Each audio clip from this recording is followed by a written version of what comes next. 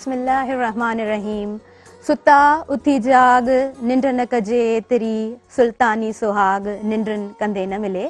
अस्सलामु अलैकुम नाज़रीन, मां आहियां अवां जी पंहिंजी मेज़बान प्रोग्राम सुबह मेहरान सां गॾु ताहिरा जोयो। उमेद आहे बिल्कुलु ठीकु ठाक हूंदव ऐं जेके ॿ ॾींहं असांजा मोकलुनि जा गुज़रिया उन में ज़रूरु असांखे अवां यादि कयो हूंदो। अॼु सूमर जो ॾींहुं आहे ख़ैर सां ऐं असांजी इहा ई कोशिशि आहे त हिन ॾींहं खे सुठो खां सुठो कयूं, हिन प्रोग्राम खे सुठो खां सुठो कयूं ऐं अवां जे अॻियां पेश कयूं, अवां जी ख़िदमत में अॼु वरी हाज़िर आहियूं सूमर जे ॾींहं ते नवनि महिमाननि सां, नवनि टॉपिक सां ऐं नवनि रंगनि सां। नाज़रीन, दुआ इहा ई हूंदी आहे त शाल जिथे हुजो ख़ुशि हुजो, आबाद हुजो, महकंदा रहो, बहकंदा रहो, शाल जग में सरा हुजो ऐं पंहिंजे कम सां, पंहिंजे किरदार सां हमेशह सभिनी जे दिलनि में ख़ासि घर ऐं गहरा मक़ाम ठाहियो। नाज़रीन, अॼु जी मौसम ते अगरि नज़र विझिजे थी त अॼु जी मौसम चेंज आहे, यानी सीउ ऐं सर्दी जेका पाण चवंदा आहियूं उनजो ज़ोर टुटी चुको आहे ऐं हींअर त सनी डे आहे। कोशिशि कंदा आहियूं त हिन ॾींहं खे असां सुठो कयूं, यानी असां पंहिंजे लाइ बि सुठो कयूं, अवां जे लाइ बि सुठो कयूं। कोशिशि कंदा आहियूं त पंहिंजी सिहत जो बि ख़्यालु रखूं, छो त सिहत जो ख़्यालु रखणु तमामु ज़रूरी आहे। असां कंहिं बि प्रोफेशन सां जेकॾहिं लागू आहियूं ऐं असां पंहिंजी सिहत जो ख़्यालु नथा रखूं त शायदि असां पंहिंजे प्रोफेशन ॾे सुहिणे तरीक़े सां बि नथा वधी सघूं। उन खां अलावा जेकॾहिं असां ॻाल्हि कयूं असांजे मुआशिरे जी, त असां हमेशह तालीम ते ज़ोर ॾिनो आहे। असां कोशिशि कंदा आहियूं त तालीम ते ॻाल्हायूं, ॿारनि जा जेके बि इशूज़ थियनि था, चाइल्ड इशूज़ उन्हनि ते ॻाल्हायूं, लेबर इशूज़ ते ॻाल्हायूं, औरतुनि जे मसइलनि ते ॻाल्हायूं ऐं उन सां गॾोगॾु जनरल ॻाल्हियूं बि करियूं ऐं कोशिशि कंदा आहियूं त के ख़ासि टॉपिक रखी उन्हनि ते बि ॻाल्हायूं ऐं उन्हनि जे हलनि जी तरफ़ वधूं। यानी इंसानु जॾहिं ॻाल्हाईंदो आहे कंहिं टॉपिक ते त ज़रूरु हल जी तरफ़ बि वधंदो आहे ऐं जॾहिं असां सोचंदा आहियूं त असां कंहिं शइ खे, कंहिं मसइले खे सॉल्व करियूं त ज़रूरु असां सोच सां ई उन मसइले खे हल करे सघूं था। नाज़रीन, जेके थॉट्स हूंदा आहिनि इंसान जा, जॾहिं असां सोचंदा आहियूं तॾहिं ई असां उन्हनि कमनि खे अमली ज़िंदगी में इख़्तियार करे सघूं था। यानी जेकॾहिं आउं पंहिंजे हिन सेट ते नज़र विझां त हिते जेके शयूं आहिनि इहे दुनिया में किथे ठहियूं, ज़रूरु इहे दुनिया में ॿिए हंधि बि हूंदियूं या पहिरीं हिननि जी शुरूआति किथां ठही। मां कैमरा खे जेकॾहिं ॾिसां थी, जंहिंजे ज़रिए ऐं अव्हां खे नज़र अचां थी, इहा कैमरा पहिरीं किथे ठही, इहो सॼो कमु दिमाग़ जो आहे। यानी इंसानु जॾहिं सोचे थो तॾहिं ई कमु करे सघे थो ऐं असांखे पंहिंजी सोच खे ज़रूरु नओं करणु खपे ऐं जॾहिं असां पंहिंजी सोच खे नओं कयूं था, असां जॾहिं सुठा ख़्याल पैदा कयूं था तॾहिं ई शायदि असां सुठनि अमलनि जी तरफ़ वधूं था। इन्हनि ॻाल्हियुनि सां नाज़रीन ऐं पंहिंजे हिन प्रोग्राम जो आगाज़ कंदी हलां, हिन प्रोग्राम में अॻियां क़दम वधाईंदी हलां। हिन प्रोग्राम जी हमेशह इहा ख़ुसूसियत ई रही आहे त असां मुख़्तलिफ़ महिमाननि खे इनवाइट कंदा आहियूं।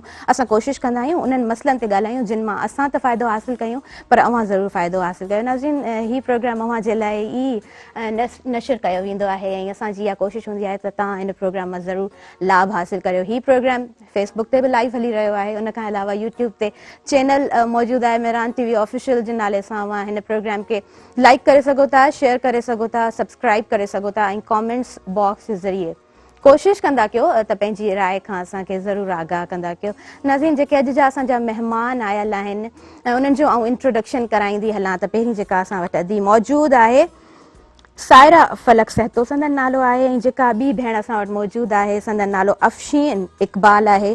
टियां जेके असां वटि भाउ मौजूदु आहिनि संदन नालो मोहम्मद बख़्श कपरी आहे, सभु सोशल वर्कर आहिनि ऐं चौथा जेके असां वटि असांजा भाउ मौजूदु आहिनि संदन नालो हमज़ा रहमान आहे। सभिनीनि खे आउं सलाम पेश कयां थी। नाज़रीन, हीअ सभु मीरपुर ख़ासि खां आयल आहिनि, यानी अॼु असांजो प्रोग्राम सुठो थियण वारो आहे ऐं मुख़्तलिफ़ टॉपिक्स ते ॻाल्हाईंदासीं। टॉपिक्स तव्हांखे आउं ॿुधाईंदी हलां।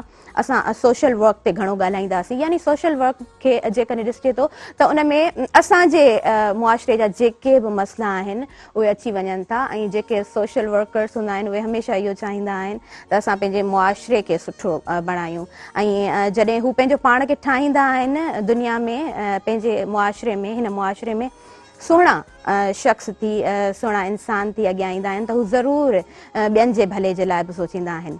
अस्सलाम वालेकुम, कीअं महसूसु करे रहिया आहियो सुबुह मेहरान में अची करे?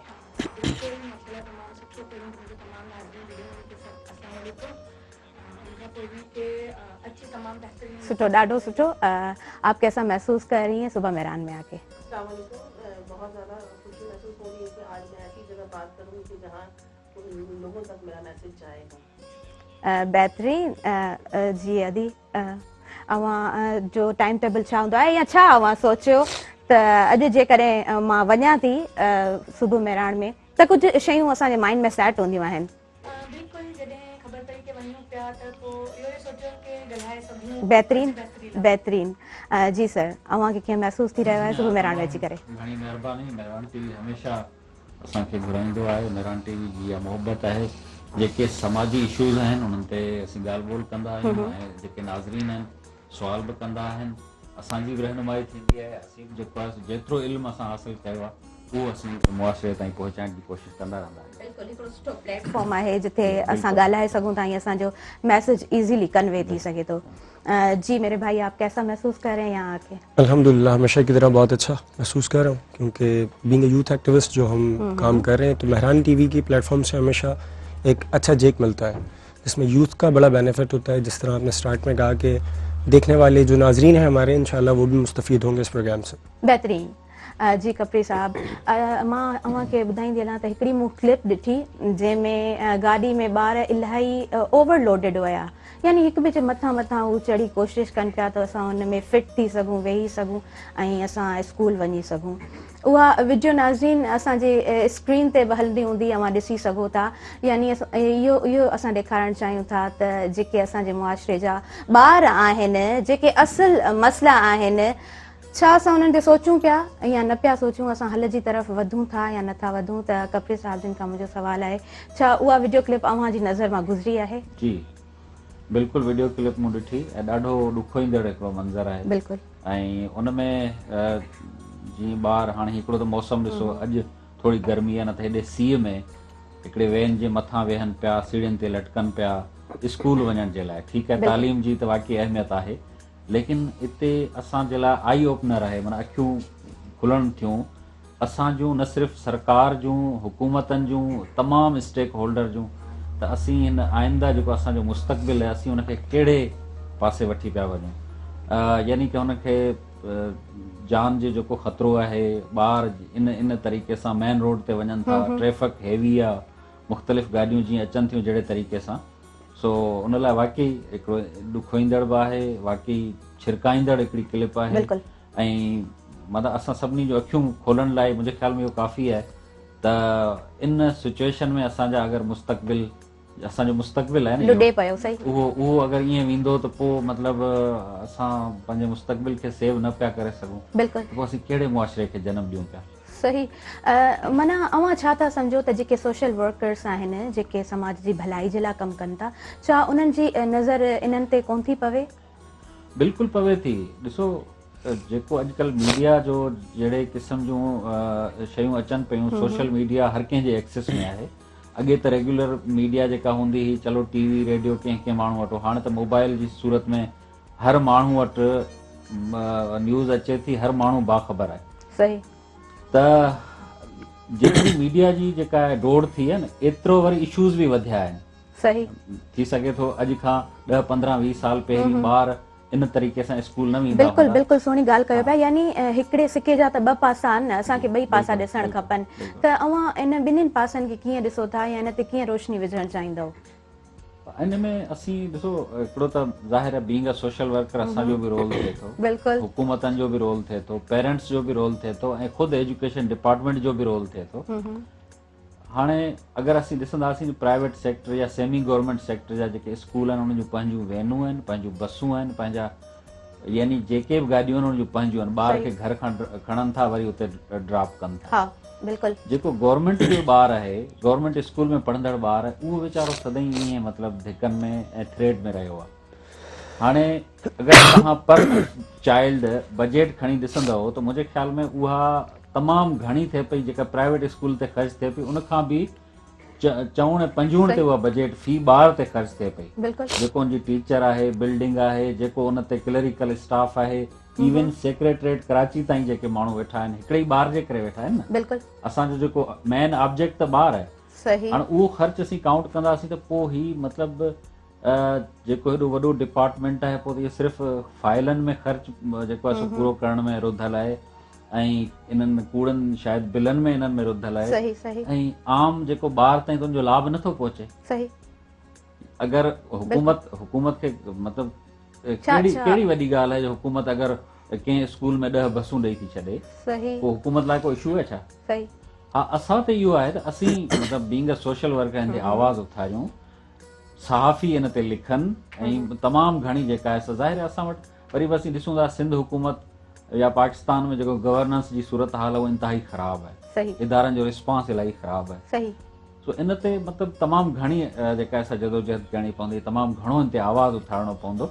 इन खां पोइ मुंहिंजे ख़्याल में इहे शयूं वञी इन ते हल थींदियूं। मुख़्तलिफ़ सही। इंस्टीट्यूट्स के अंदर अच्छा असां इहो ॾिसी सघूं था त ॾिसो कंहिं माण्हू इन खे ॾिठो एक्ट खे, उनखे रिकॉर्ड कयो, कैमरा जी अखि में बंदि कयो ऐं मेहरान टेलीविज़न जी जॾहिं उन ते अखि पहुती उन्हनि कोशिशि कयो त असां ही पंहिंजे व्यूवर्स खे ॾेखारियूं, नाज़रीन खे ॾेखारियूं। सुबुह मेहरान जी टीम जॾहिं इहो तय कयो, यानी असां जॾहिं अहिड़नि मसइलनि खे ॾिसूं था त शायदि जिस्म जा वार बि उथी पवंदा आहिनि ऐं आस पास जा जेके उते जा माण्हू आहिनि छा उन्हनि जो फ़र्ज़ु आहे त अहिड़नि एक्ट्स खे रोकनि जीअं ॿार ॾिसो ओवरलोडेड थियनि पिया, हिक ॿिए जे मथां चढ़ी हू कोशिशि कनि पिया त असांखे किथे जॻह मिले, किथे न किथे असांजो सिर्फ़ु हथु अचे, असां फिक्स थी वञूं।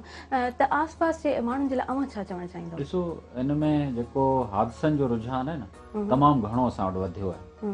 असांजा जेके जेतिरो रोड इंफ्रास्ट्रक्चर मतिलबु कुझु जाइनि ते सुठो थियो आहे, कुझु जाइनि ते उहो ई पुराणो जेको आहे उहो कमनि जी लोड ट्रालियूं या ट्रकूं या ट्रालर्स वञनि पिया, उते इन ॿारनि जूं जेके चिंची में ॿार वञनि था, वैननि में ॿार वञनि था, उन तमामु घणा थ्रेट आहिनि। सही बिल्कुलु। हाणे जेके माण्हू इन्हनि खे ॾिसनि था, जिन्हनि माण्हुनि ॾिठो या रिकॉर्ड कयो, मुंहिंजे ख़्याल में ॾाढो सुठो अमल ते रिकॉर्ड थियो त कुझु अॼु पाण हुन ते डिस्कस कयूं पिया, ॻाल्हि कयूं पिया।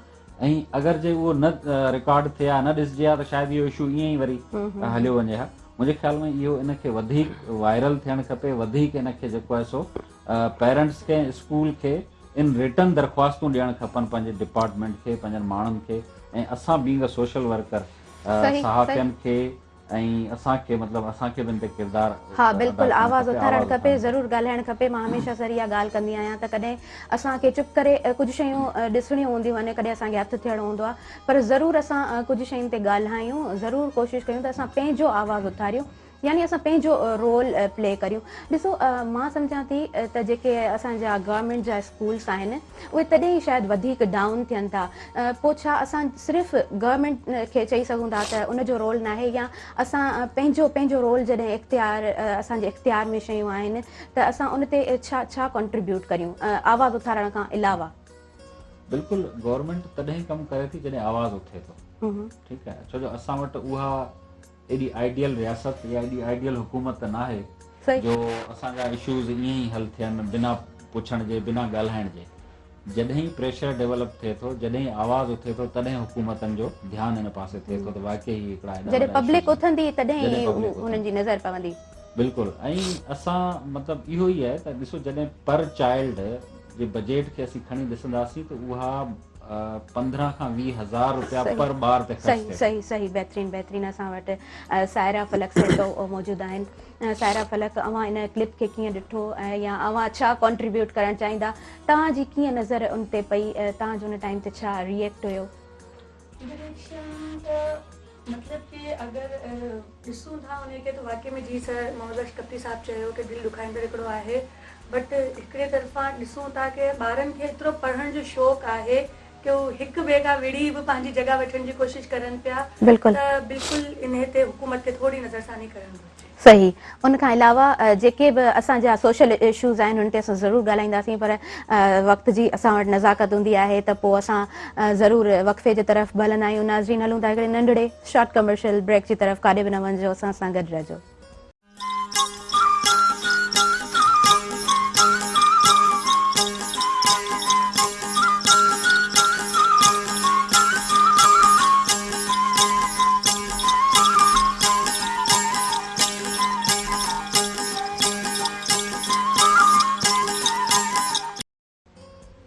वेलकम बैक नाज़रीन, अव्हांखे अव्हांजे पंहिंजे प्रोग्राम सुबुह मेहरान में भली कार्ड चऊं था, ख़ुशि आमदीद चऊं था। अॼु जो टॉपिक बि इलाही इंट्रस्टिंग आहे। कोशिशि कयूं पिया त तालीम ते ॻाल्हायूं, जंहिं ते असां हमेशह कोशिशि कंदा आहियूं त असां सुहिणे नमूने सां ॻाल्हाए सघूं या उनखे अॻिभरो करे सघूं। उन खां अलावा सोशल वर्कर्स अॼु असां वटि मौजूदु आहिनि। 4 सोशल वर्कर्स असां वटि मौजूदु आहिनि, असांजे समाज जा सुहिणा कारकुन असां वटि मौजूदु आहिनि। नाज़रीन, असां कोशिशि कंदासीं त इन टॉपिक्स ते सुठो खां सुठो ॻाल्हाए सघूं, यानी कुझु अहिड़ा सवाल कयूं जिन मां अवां खे ज़रूरु फ़ाइदो थिए, असां ज़रूरु हल जी तरफ़ वधूं। असां वटि असांजी भेण सायरा फलक सैतो मौजूदु आहिनि। सायरा, अवां हिन सोशल वर्कर में जेको कमु आहे, सोशल वर्कर्स में पेर कीअं पातो, कीअं सोचियो त मूंखे इहो कमु करिणो आहे? असल में पहिरीं त जॾहिं असां इन फील्ड सां को रिलेटेड न हुयासीं, माण्हुनि खे कमु कंदे ॾिसंदा हुआसीं, डिफरेंट ॿुधंदा हुआसीं कि NGOs कमु करे रहियूं आहिनि, त तॾहिं सोचंदा हुआसीं कि आया ही कीअं कमु पियूं करनि ऐं छा पियो थिए। बट पोइ शौक़ु वधियो थोरो सो, ॾिसंदे ॾिसंदे आयासीं। पोइ जॾहिं सोशल वर्क में पेर रखियोसीं त पोइ ख़बर पई कि हीअ फील्ड जाम वास्ट आहे। हिन में असां पंहिंजा लिंकेजिस बि ठाहे था सघूं ऐं गॾोगॾु ख़िदमत ख़ल्क़ बि करे था सघूं। सही। त पोइ जॾहिं असां हिन फील्ड में आयासीं त असां डिफरेंट कमु कयासीं। हाणे असां जेको कंटिन्यूअसली असांजो कमु हले पियो, उहो हले पियो औरतुनि ते। सही। औरतुनि, उन्हनि जा हक़ूक़, उन्हनि जी कैपेसिटी बिल्डिंग, उन्हनि जी लीडरशिप। अवां जी पंहिंजी काई ऑर्गेनाइजेशन आहे? जी बिल्कुलु। नालो छा आहे आर्ट्स मुंहिंजी? फाउंडेशन। सही, बहितरीन। ऐं असां वर्किंग वुमेन अलायंस बाहबेली में ख़ासि में कमु करे रहिया आहियूं। सही, बहितरीन बहितरीन, ॾाढी सुठी ॻाल्हि। उन खां अलावा अवां छा था सम्झो त औरतुनि जा कहिड़ा कहिड़ा मसइला आहिनि? औरतुनि जा मसइला अगरि हींअर असां ॾिठो वञे, औरतुनि जा मसइला त ॾिठो वञे घर खां शुरू थियनि था त बेहद आहिनि। ऐं असां जेकॾहिं तालीम जी ॻाल्हि करियूं, तालीम ते हलूं या थोरो मुंहिंजे ख़्याल में वर्किंग वुमेन जी साइड हलूं। असां जीअं हींअर असां वेठा आहियूं हिते वर्किंग वुमेन जी आहियूं, अगरि असां हुननि ते हलूं त असां जॾहिं घरां निकिरूं था ॿाहिरि, उतां खां ई असां लाइ मसइला शुरू था थी वञनि। सही। जॾहिं असां कंहिं जॉब में इंटर थियूं था, असां लाइ उतां खां ई मसइला स्टार्ट थी था वञनि। एक्सेप्टेंस घटि आहे। सही।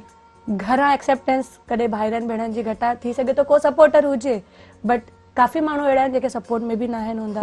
उनखां पोइ जॾहिं घरां ॿाहिरि पेर रखूं था, उनखां पोइ दुनिया जा मसाइल घणा आहिनि। सही। हलंदा वञूं त हरेसमेंट ॾिसी वठूं, मेन इशू जेको हले पियो। उनखां पोइ हलंदा वञूं त ॾिसी वठूं कि जिते औरतूं कमु करे रहियूं आहिनि, छा जिते हू कमु करे रहियूं आहिनि उते जो माहौल उन्हनि लाइ सुठो आहे या न आहे। छा अगरि हू शादीशुदा वर्किंग वुमेन्स जेके आहिनि उहे मैरिड आहिनि, त छा हू जिते कमु करे रहियूं आहिनि उन्हनि लाइ का अहिड़ी सहूलियत आहे कि हू पंहिंजे ॿारनि खे बि थोरो सो अगरि फुल डे वर्क करनि पियूं, टाइम ॾेई थियूं सघनि। छा ॾिठो वञे त छा जेके हुननि जा ॿार घर में तालीम हासिल करे रहिया आहिनि, उहो हुननि खे एज़ अ वर्किंग वुमेन कीअं थियूं डील करनि। पाण वर्किंग वुमेन सां गॾु गॾु तालीम खे बि गॾु ॾाढी सारा सुठी ॻाल्हि कई आहे। ॾिसो, औरत जो जेको कमु आहे, उनजी जेका नौकिरी आहे, उनजी का तनख़्वाह कोन्हे का पघार कोन्हे का, के पैसा कोन था मिलनि। सही। पर पूरो महीनो, साल हू उन ई रवानगी सां, उन ई चाहत सां कमु कंदियूं रहनि थियूं। असां वटि जेके असांजी ॿियूं भेणूं मौजूदु आहिनि, संदो नालो अफशीन इकबाल आहे। अफशीन, आप कैसे देखती हैं सोशल वर्क को, क्या समझती हैं एक औरत के लिए ये काम करना कितना मुश्किल है, या किसी और औरत के लिए आसानियाँ पैदा करना कितना मुश्किल है इस समाज में? ये सोशल वर्क जो है ख़वातीन के लिए ख़ास तौर पर जो मैं निकली हूँ, वो इस वजह से कि क्यों जब मैंने अपने ऊपर बहुत सारी चीज़ों को देखा, तो जब मैंने सोचा कि मैं तो इस चीज़ को फेस कर रही हूँ और मैं अपने अंदर मेरी एबिलिटी है, तो मैं उस चीज़ को मैं फेस कर रही हूँ और मैं उसको सॉल्व कर रही हूँ। लेकिन कुछ ख़वातीन के अंदर वो इतनी एबिलिटी नहीं होती, उन्हें बूस्ट चाहिए होता है, उन्हें कुछ सपोर्ट चाहिए होती है। तो उसके लिए फिर हमने सोचा कि हम निकलें खुद अपनी उन्हीं ख़वातीन के लिए कि जो इस मसाइल का शिकार हैं, जिसमें कि हम घर से लेते हैं। अगर हम ख़वातीन को बहुत सारे घरेलू तशद्दुद का शिकार होती हैं, घर में शोहर का तशद्दुद बर्दाश्त कर रही होती है, सास ससुर का उनकी कर रही होती हैं, हालात का मुकाबला कर रही होती है, लेकिन इतनी एबिलिटी नहीं होती उनके अंदर कि वो खुद से अपने लिए आवाज़ उठाएं। तो जब ये देखते हैं तो हमने खुद सोचा कि अगर हम उनकी थोड़ी हेल्प करेंगे, उनकी आवाज़ बन जाएं, सपोर्ट करेंगे उनको जाकर, तो एक उनको अगर कोई प्लेटफॉर्म मुहैया करेंगे जहाँ पर वो आए और आकर वो उनको इतना सपोर्ट मिले कि वो अपने हालात से खुद लड़ सके। क्योंकि किसी के हालात को बदलना किसी दूसरे की बस की बात नहीं होती, उसकी खुद के बस की बात होती है कि वो अपने हालात को तब्दील करे। लेकिन उसके लिए एक खातून के लिए खास तौर पर सपोर्ट की जरूरत होती है।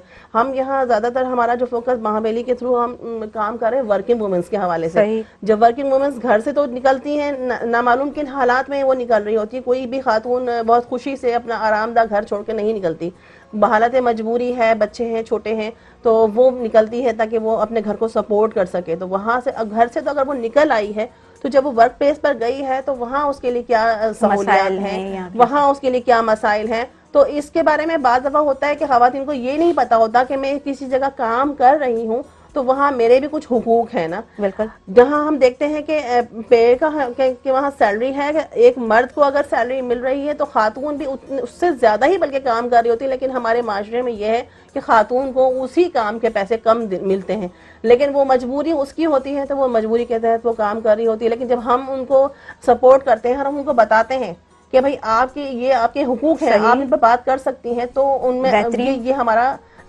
सोशल वर्क होता है। तो इसके लिए हमें जरूरी नहीं है कि हम कोई चीज अपने पास से कोई इन्वेस्ट करें, बल्कि हमारा जो एफर्ट है यही हमारी इन्वेस्टमेंट है कि हम अपनी एफर्ट करते हैं, हम उनके साथ शाना बशाना खड़े होते हैं और उनको उनके हुकूक के बारे में बताते हैं। हैरेसमेंट्स का शिकार होती है, सबसे बड़ा प्रॉब्लम होता है वहाँ पे। बहुत अच्छा बताया आपने, बहुत अच्छी डेफिनेशन आपने दी। नाज़रीन, ॾिठो वञे त औरत जे लाइ हिन समाज में घणा मसला आहिनि। जेकॾहिं औरत घर में आहे त हूअ हर कमु पंहिंजो सुहिणे नमूने सां कंदी आहे, कोशिशि कंदी आहे त सभिनी खे ख़ुशि रखी सघां, ॿारनि खे ख़ुशि रखी सघां, पंहिंजे हस्बैंड खे ख़ुशि रखी सघां ऐं उन सां जुड़ियल जेके बि रिश्ता आहिनि उन्हनि खे बि ख़ुशि रखी सघां। पर छा औरत जे लाइ आवाज़ उथारियो वञे थो या उन जे हक़नि ते ॻाल्हायो वञे थो? इहो सवाल पैदा थिए थो ऐं ज़रूरु असांखे इन सवाल ते नज़र करणु खपे ऐं ज़रूरु कोशिशि करियूं त औरतुनि जे हक़नि ते ॻाल्हायूं, असां कोशिशि कयूं त उन्हनि जो आवाज़ बणिजी सघूं। उन सां गॾोगॾु नाज़रीन, असां वटि असांजा ॿिया भाउ मौजूदु आहिनि, हमज़ा रहमान। हमज़ा, आपने सोशल वर्क कैसे स्टार्ट किया और इन मसलों को आपने कैसे समझने की कोशिश की?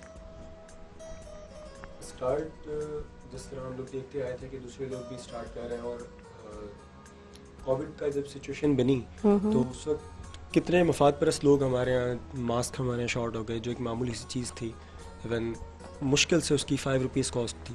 सही। तो उस सूरत में ख्याल आया कि हमें बाकायदा तौर पर एक काम करना चाहिए। काम हम पहले भी कर रहे थे, लेकिन जो हम लोगों ने फाउंडेशन बनाई, फ़िक्र पाकिस्तान फाउंडेशन, उसका आगाज़ हमने उस वक्त लिया। सही। और उसके बाद फिर हम लोग आ गए यूथ अफेयर्स पर। सही। क्योंकि एक बड़ी रिसर्च के मुताबिक ये बात साबित हुई है कि अगर किसी कौम में, किसी मुल्क में 45% यूथ का रेशो हो तो उस कौम को तरक्की करने से कोई रोक नहीं सकता। लेकिन मैं अफसोस करूं इस बात पर या खुश हूं, मुझे समझ में नहीं आता कि हमारे यहाँ पाकिस्तान का यूथ रेशो 65% है। अल्हम्दुलिल्लाह कहूँ या इन्ना लिल्लाह पढ़ूँ मैं इस पर, क्योंकि 45% पर अगर उस कौम को तरक्की करने से रोका नहीं जा सकता तो हम 65 पर इस हालात में क्यों हैं? ये हालात हम पर क्यों हैं? हमें यूथ को डायरेक्शन देनी होगी। यूथ अपनी डायरेक्शन से हट चुकी है टोटली। इवन हमने एक सर्वे किया खुद अपने सिटी का, मिरपुखास का। मैं ओवरऑल सिंध या ओवरऑल पाकिस्तान की बात नहीं कर रहा, सिर्फ मिरपुखास के सर्वे की बात कर रहा हूँ। सही। जिसमें हमने ये जानने की कोशिश की कि यूथ की प्लानिंग्स क्या हैं। They don't have any plans, उनकी लाइफ में कोई प्लान ही नहीं है, बस देखा जाएगा जो होगा। अब जब प्लान ही आपकी जिंदगी में कुछ नहीं है तो आप आगे करेंगे क्या? सही। तो सबसे बेसिक चीज़ प्लान, और फिर एक बड़ी मकदार जो हमें मिली यूथ की, वो एडिक्टेड मिली किसी भी मल्टीपल डिजीज, लाइक कोई स्मोकिंग कर रहा है, कोई किस चीज़ का नशा, कोई, तो इन चीज़ों से यूथ को बाहर लाने के लिए हम लोग अल्हम्दुलिल्लाह काम करें। सही। हमज़ा रहमान, आप क्या समझते हैं कि इनोवेशन लफ्ज़ की जो असल माना है वो क्या है, या इनोवेशन किन किन चीज़ों में आनी चाहिए? सबसे बड़ी इनोवेशन जो आनी चाहिए वो हमारी सोच में आनी चाहिए। बेहतरीन। क्योंकि चीज़ें तो हम बहुत सारी इनोवेट कर लेते हैं, इनोवेशन से ले आते हैं, अगर इनोवेशन कहीं नहीं आ रही तो हमारी सोच में नहीं आ रही। जिस तरह वुमेन एक्टिविस्ट हैं ये बात कर रही थी, ये सारे मसाइल क्यों हैं? सोचों की वजह से। अगर हमारी सोचें बड़ी हों तो हमारी ये मसाइल ना रहें माशरे में। जिस तरह सैलरी की बात की उन्होंने कि मर्द की सैलरी हमेशा, और ये डेफिनेटली मैंने भी जितना सर्वे किया उतना देखा है, ये सिर्फ सोच का फ़र्क है। हमने जो एक बाड़ लगा दी कि औरत और मर्द के बीच, अगर हम सोच पर काम करें ना, सोच में इनोवेशन ले आए, तो पूरे माशरे में इनोवेशन ऑटोमेटिकली आ जाएगी।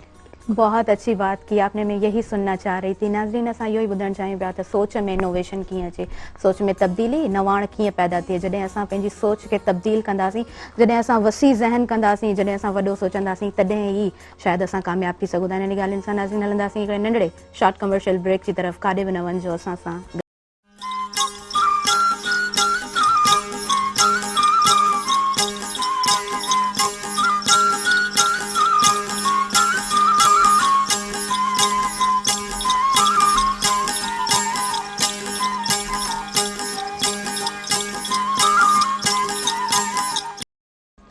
वेलकम बैक नाज़रीन, अवांखे अवांजे पंहिंजे प्रोग्राम सुबुह मेहरान में भली कार्ड चऊं था, ख़ुशामदीद चऊं था।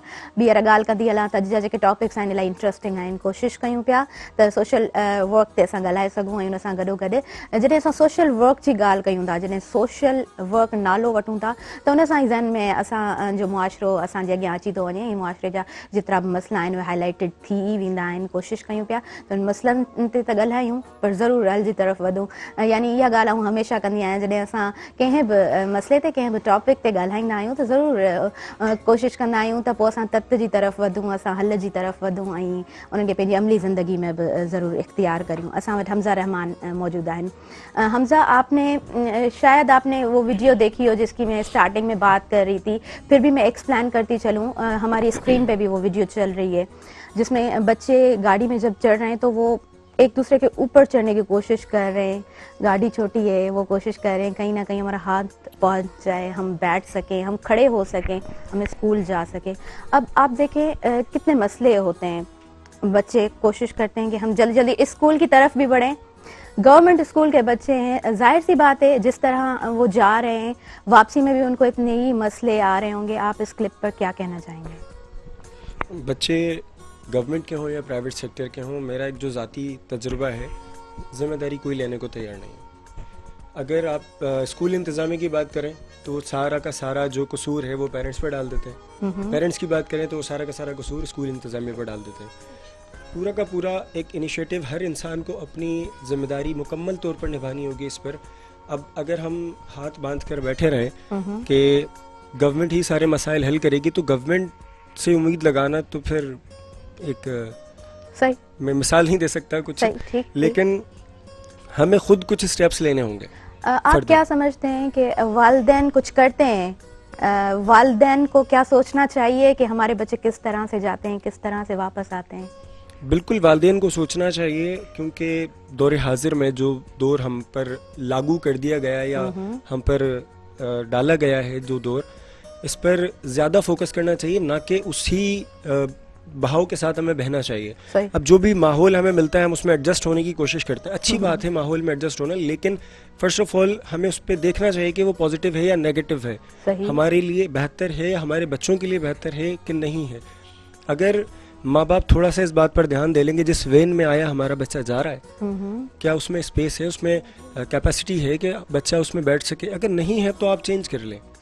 अगर आपके पास सहूलियात मौजूद हैं, आप एक वैन में बच्चे को भेज सकते हैं तो दूसरी वैन में भेज सकते हैं। अब एक वैन में जब जगह ही नहीं है, जिस तरह आप बता रही हैं कि एक दूसरे पर बच्चे चढ़े, खुदा ना खास्ता किसी को कोई फ्रैक्चर हो जाता है, कुछ नुकसान हो जाता है, एक्सीडेंट्स होते हैं, हम देखते हैं, हम सोशल मीडिया से बहुत ज़्यादा कनेक्टेड हैं, बहुत सारी चीज़ें हमारी आंखों के सामने गुजर रही होती हैं, उसके बावजूद भी ये हाल है।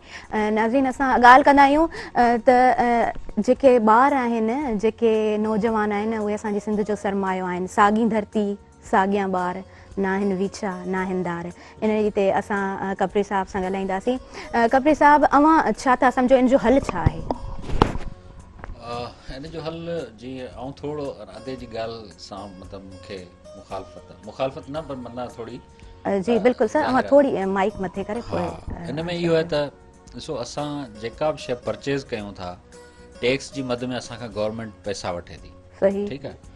तव्हां चांहि पीओ, तव्हां जेको बि कपिड़ो ख़रीद कयो, तव्हां साबुण ख़रीद कयो, तव्हां शैम्पू ख़रीद कयो, जेका बि शइ घर वठी अचो, इवन माचिस जी डॿी वठी अचो, उन ते बि गवर्नमेंट तव्हां खां टैक्स वठे थी। उहो टैक्स छाजो वठे थी?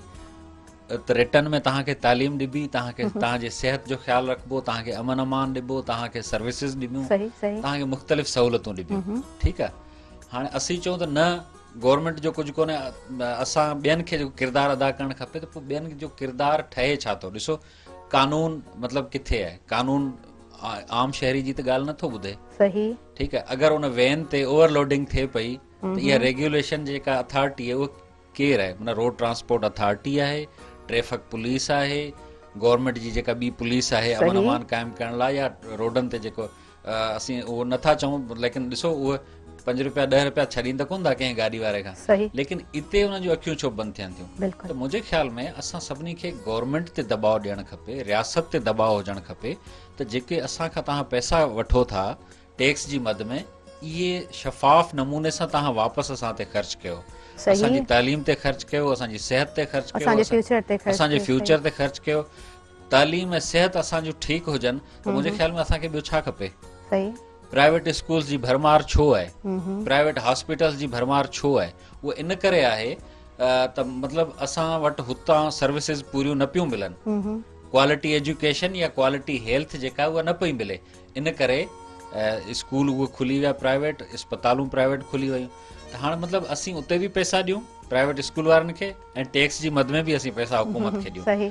माना हर पासे खां ई आवाम जेका जकड़ियल आहे। सही। हा, असांजो किरदारु ज़रूरु थिए थो त आवाज़ उथारजे, प्रेशर डेवलप कजे, रड़ियूं कजनि, एहतजाज कजनि, इहो बिल्कुलु थिए थो। सही। लेकिन जेका इन ते इंतज़ामी जेको रेगुलेशन आहे उहा मुंहिंजे ख़्याल में हुकूमत ई बहितर नमूने करे सघे थी। सही। छो जो इंतज़ाम, ऑफिसर, अहलकार सभई उन जे मातहत आहिनि। सही, बेहतरीन। असां वटि अफरीन इकबाल मौजूद आहिनि। अफरीन, आप क्या कहना चाहेंगी कि बच्चों के जो हकूक़ हैं वो उनको किस तरह मिलने चाहिए, या जिस तरह हम वीडियो क्लिप की बात कर रहे हैं उस पर आप क्या ऐड करना चाहेंगी?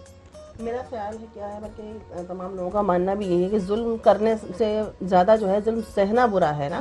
तो अभी पिछले दिनों हमारे एक तालुका में कुछ बच्चों ने एहतजाज किया इस वजह से कि उनसे जो गाड़ी वाला था वो ज़्यादा पैसे ले रहा था। तो बाकायदा उन बच्चों ने एहतजाज किया, उनके साथ उनके टीचर्स भी मिले और उनकी बात सुनी गई। तो जहाँ कहीं हम अगर हमारे ऊपर कहीं जुल्म हो रहा है, ये जुल्म ही तो है कि ना। अगर हम एक गाड़ी में 4 लोगों की जगह है, हम उसमें 8 ठूसेंगे तो ये जुल्म ही तो है।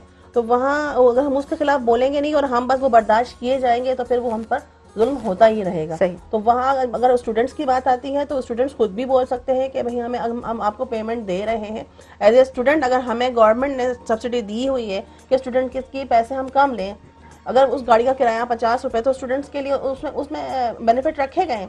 लेकिन वहाँ वो उनको बच्चों को भी नहीं मालूम होता, तो हमें बच्चों को भी अवेयर करना है कि भाई आपकी ये रेलवे में कार्ड बन रहा है, स्टूडेंट कार्ड है, या बस में भी आपको काम करना पड़ेगा। तो जब वो बच्चों ने वहाँ पे शोर मचाया तो फिर वहाँ पे उस पर इम्प्लीमेंट हुआ। अगर लोगों ने बात की, हमारे साथ खुद भी है कि अगर हम हाईएस्ट में जा रहे होते हैं तो वो 3 की सीट के ऊपर वो 4 बिठा रहा होता है, तो लोग बैठ रहे होते हैं, पीछे वाले अरे छोड़ो छोड़ो बैठ जाओ। भाई क्यों बैठ जाओ ना, मैं क्यों बैठूं? मैं वीडियो बनाऊंगी और मैं वीडियो बनाकर शेयर करूंगी। तो जब आला हुकाम नहीं भी देखेंगे तो फिर मैं किसी को पकड़ के बोलूंगी। सही। अगर नहीं बोलूंगी तो वो खत्म नहीं होगा। बेहतरीन, बहुत अच्छी बात की आपने, बहुत अच्छी पॉइंट्स हाईलाइट की। काम की बात की आपने, यानी अगर हम इन चीज़ों पे देखें, हम इन चीज़ों को गौर से अगर कोशिश करें समझने की, तो शायद हम कहीं ना कहीं हल की तरफ भी जाएंगे। उसके अलावा बच्चे जब स्कूल जाते हैं, जॾहिं ॿार स्कूल वञनि था, माइट उन्हनि खे मोकिलीनि था, वञण में उन्हनि खे मसला थियनि था, अचण में उन्हनि खे मसला थियनि था, ऐं जॾहिं गवर्नमेंट टीचर्स जेके आहिनि उहे ॿारनि खे जहिड़ी तरह ट्रीट कनि था, अवां छा था सम्झो त ॿार कहिड़नि तशद्दुदनि में फाथल आहिनि? तशद्दुद जी ॻाल्हि अचे पई त इहो बिल्कुलु आहे कि गवर्नमेंट स्कूल में कॾहिं पढ़ाई त कोन कई आहे, बट ॿुधियो जाम आहे। सही। कि हुते जा जेके ॿार आहिनि उन्हनि सुठे वेल ट्रीटेड न आहिनि। सही। पढ़ाई जो रुझान, उहे ई गवर्नमेंट स्कूल बदनाम आहिनि कि पढ़ाई जो रुझान न आहे। बट मुंहिंजे ख्याल में कि इन जो हल इहो आहे कि हिन खे हुकूमत ऐं आवाम ॿई मिली थोरो आइडेंटिफाई करनि, रेक्टिफाई करनि कि आया इहो सभु छो थी रहियो आहे। सही। इन ते थोरो पेरेंट्स बि अगरि उथनि, अगरि उन्हनि खे को चाइल्ड अब्यूज़ थिए पियो स्कूल में, त पोइ ॿारनि खे पाण एतिरो कॉन्फिडेंट करनि कि आया ॿार घर अची उन्हनि सां उहा ॻाल्हि शेयर कनि। सही। तशद्दुद लफ़्ज़ यानी असां इन जॻह ते जेकॾहिं असां इस्तेमालु न करियूं, असां जेकॾहिं तालीम जी ॻाल्हि कयूं जिते ॿारनि सां नाइंसाफ़ी थिए पई, त उन ते अवां छा चवणु चाहींदा?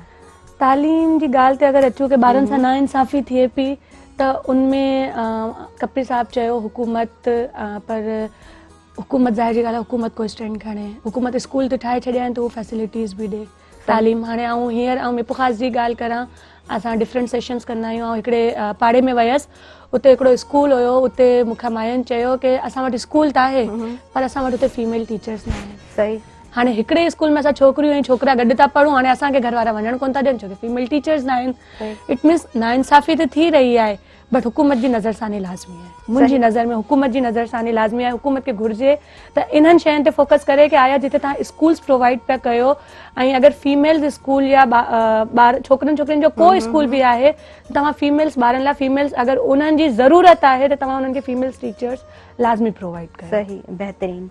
हमजा, आप क्या समझते हैं जो सोशल वर्क किया जाता है उसका हमारे मुआशरे में क्या इम्पैक्ट है? शॉर्ट में क्या कहना चाहेंगे?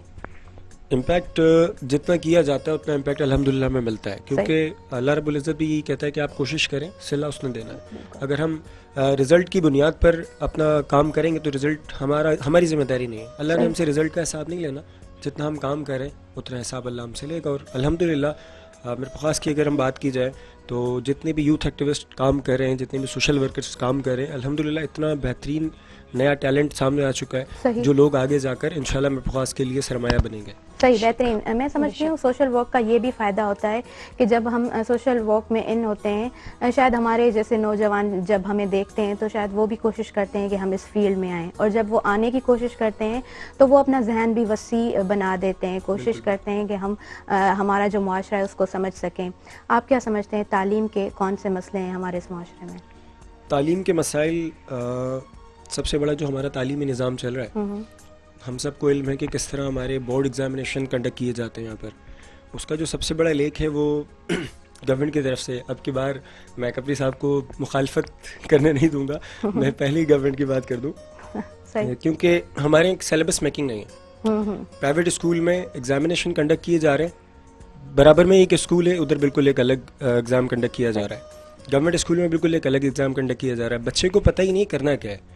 अगर प्रॉपर एक गवर्नमेंट सिलेबस मेकिंग करे, गवर्नमेंट अपना तालीमी निज़ाम एक जैसा कर दे, यकसा कर दे, गवर्नमेंट स्कूल हो या प्राइवेट स्कूल हो, जिस तरह अभी दूसरे सूबों में ये चीज़ अप्लाई की गई है। सही। अगर गवर्नमेंट सिलेबस मेकिंग कर ले और एक ही पेपर पूरे ज़िले में, पूरे सूबे में, पूरे पाकिस्तान में अगर एक ही पेपर कंडक्ट किया जाए तो इससे बहुत बेहतरी आ सकती है। अब बच्चे को पता नहीं, बच्चे ने पढ़ा कुछ है, टीचर्स को पढ़ाने वालों को नहीं पता पढ़ाना क्या है, क्योंकि कंसोलिडेटेड सिलेबस अगर उन्हें पहले मिल जाए, स्टार्टिंग में मिल जाए ईयर के पूरे सेशन के, तो वो उसी को लेकर बच्चे की तैयारी करवाएं। और सबसे बड़े मसाइल जो हैं हमारे यहाँ, एक एक्टिविटीज़ नहीं करवाई जाती बच्चों को। सही, बेहतरीन। सिर्फ एक वही दकियानूसी तरीका है, रट्टे लगवाने वाला, जिसका कोई फ़ायदा मुझे नज़र नहीं आता। सही। हमारे यहाँ ज़बरदस्ती रीडर बनाने की कोशिश की जा रही है बच्चों को, जबकि एक रिसर्च के मुताबिक मुश्किल से 100 लोगों में से कोई 10 रीडर्स मुश्किल से निकलते हैं जो रीडर्स होते हैं। अदरवाइज या तो बच्चा आपका विजुअल है, या तो ऑडिटरी है, या तो काइनेस्थेटिक है। सही। उस पर बच्चे पर काम किया जाए उसके बचपन में ही, कि बच्चे का पहले जज किया जाए बच्चा है क्या, पढ़ेगा किस तरह। बेहतरीन, बहुत अच्छी बातें की हमजा आपने, बहुत अच्छा लगा मुझे। आप यंग हैं, इतनी अच्छी बातें करते हैं, मुआशरे का अच्छा सोचते हैं, आपकी सोच बहुत अच्छी है। कैसा लगा सुबह मेहरान में आके? बहुत ज़बरदस्त, अल्हम्दुलिल्लाह। हमेशा की तरह मैंने पहले भी कहा कि एक बेहतरीन प्लेटफॉर्म है हमारे अपनी आवाज़ को आला हुकाम तक पहुँचाने के लिए। थैंक यू सो मच, आपने टाइम दिया सुबह मेहरान का। नाज़रीन, इन्हनि ॻाल्हियुनि सां असां हलूं था न्यूज़ ब्रेक जी तरफ़। काॾे बि न वञिजो, असां सां गॾु रहिजो।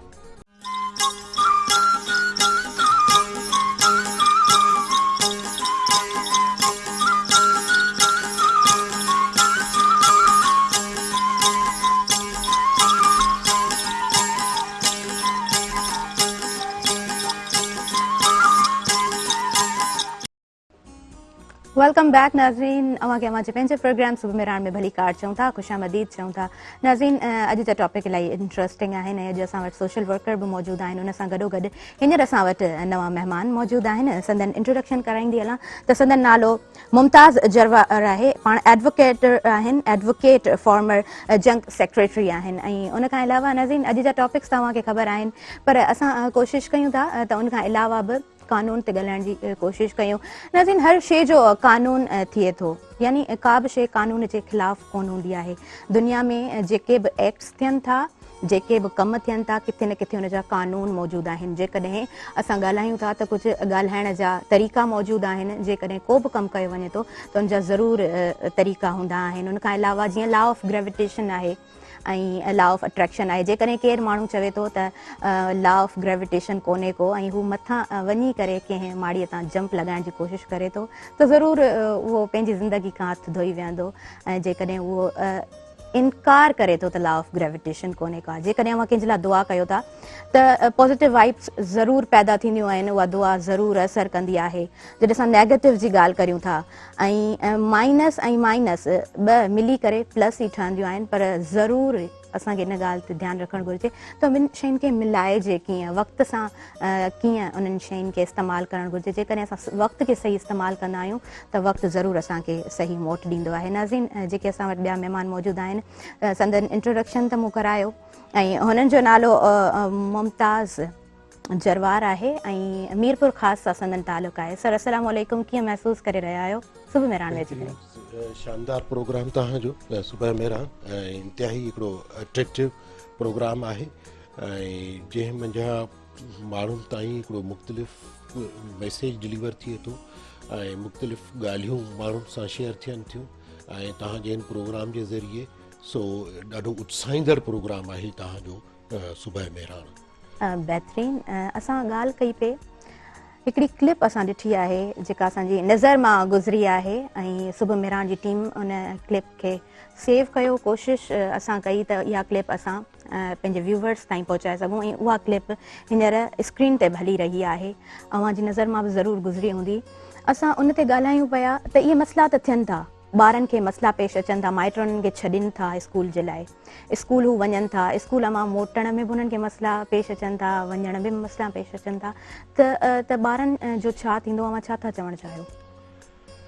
ॾिसो, जेके इन क़िस्म जूं शयूं पाण ॾिसूं था, जेके तव्हांखे जिते का ला क़ानूनियत नज़र अचे थी, किथे बेज़ाब्तगी शयुनि जी नज़र अचे थी, हाणे घर खां जेकॾहिं ॿाहिरि निकिरूं था त उते वरी जेको रियासत जो हिकिड़ो तसवुरु आहे उहो बि हिकिड़ो हुजे, माउ वारो तसवुरु हुजे। रियासत बि जेको आहे सो कंहिंखे कानून हथ में खणणु न ॾे, कंहिंखे बेतरतीब ज़िंदगी गुज़ारण खां रोके, बेज़ाब्तगियुनि खां रोके, उहो हिते असांखे इंतिहाई मायूसी सां इहा ॻाल्हि करणी थी पए त उते रियासत जो को बि अहिड़ो क़िस्म जो को बि किरदारु नज़र नथो अचे।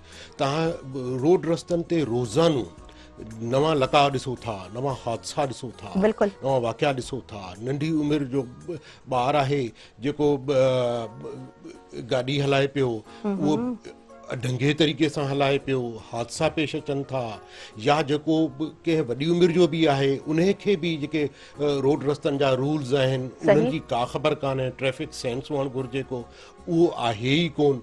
रोज़ नवां नुक़सान ऐं हादसा थींदे ॾिसूं था। ऐं जेको हाणे स्कूली ॿारनि जी ॻाल्हि कई त स्कूली ॿारनि जे लाइ त रियासत जी ज़िम्मेदारी आहे त उन्हनि खे ट्रांसपोर्ट जो जिते जेके परे वारनि इलाइक़नि खां जेके ॿार स्कूलनि ॾे अचनि था त उन्हनि लाइ ट्रांसपोर्ट जो उहो बंदोबस्तु जेको बंदोबस्तु हुअणु घुरिजे उहो हिकिड़ो सुहिणे नमूने सां हुअणु घुरिजे त ॿार उहो इज़त सां महफ़ूज़ तरीक़े सां स्कूल ताईं पहुचे ऐं उहो उतां खां तइलीम कराए सघे। लेकिन असां वटि हिते रियासत जो इन क़िस्म जो को बि किरदारु नज़र न पियो अचे। रियासत लातालुक बणियल आहे, असांजे ॿार खां वठी आम शहरीअ ताईं रियासत मुसलसिल असांखे लातालुक नज़र अचे। सही। अव्हां पाण वकील आहियो ऐं तव्हां छा था सम्झो त कहिड़ा कानून आहिनि जॾहिं ॿारनि सां ग़लति थिए थो, अव्हां छा था सम्झो त इहो केतिरो वॾो जुर्म आहे जॾहिं ॿारनि सां नाइंसाफ़ी थिए थी? त ॾिसो, जेको हिकिड़ो पाकिस्तान जो जेको कॉन्स्टिट्यूशन आहे उहो हिकिड़ो गारंटीड डॉक्यूमेंट आहे, उहो हिकिड़ो ज़ामिन आहे असांजे हक़नि जे लाइ। ठीकु आहे न, रियासत ऐं असांजे विच में जेका ज़मानत आहे उहा कॉन्स्टिट्यूशन जी आहे। लेकिन उते कॉन्स्टिट्यूशन बि असांखे हिकिड़ो सिंपल डॉक्यूमेंट नज़र ईंदो आहे कॾहिं कॾहिं छा, पर अक्सर तौर ते जेकॾहिं ॾिसूं था तव्हां वटि ट्रैफ़िक जो कानून आहे, उहो ट्रैफ़िक जो कानून नज़र कोन थो अचे। तव्हां वटि जेकॾहिं पुलिस आहे त पुलिस जो तव्हांखे को कैरेक्टर, को रोल नज़र कोन पियो अचे। ट्रैफिक पुलिस आहे उनजो नज़र कोन थो अचे।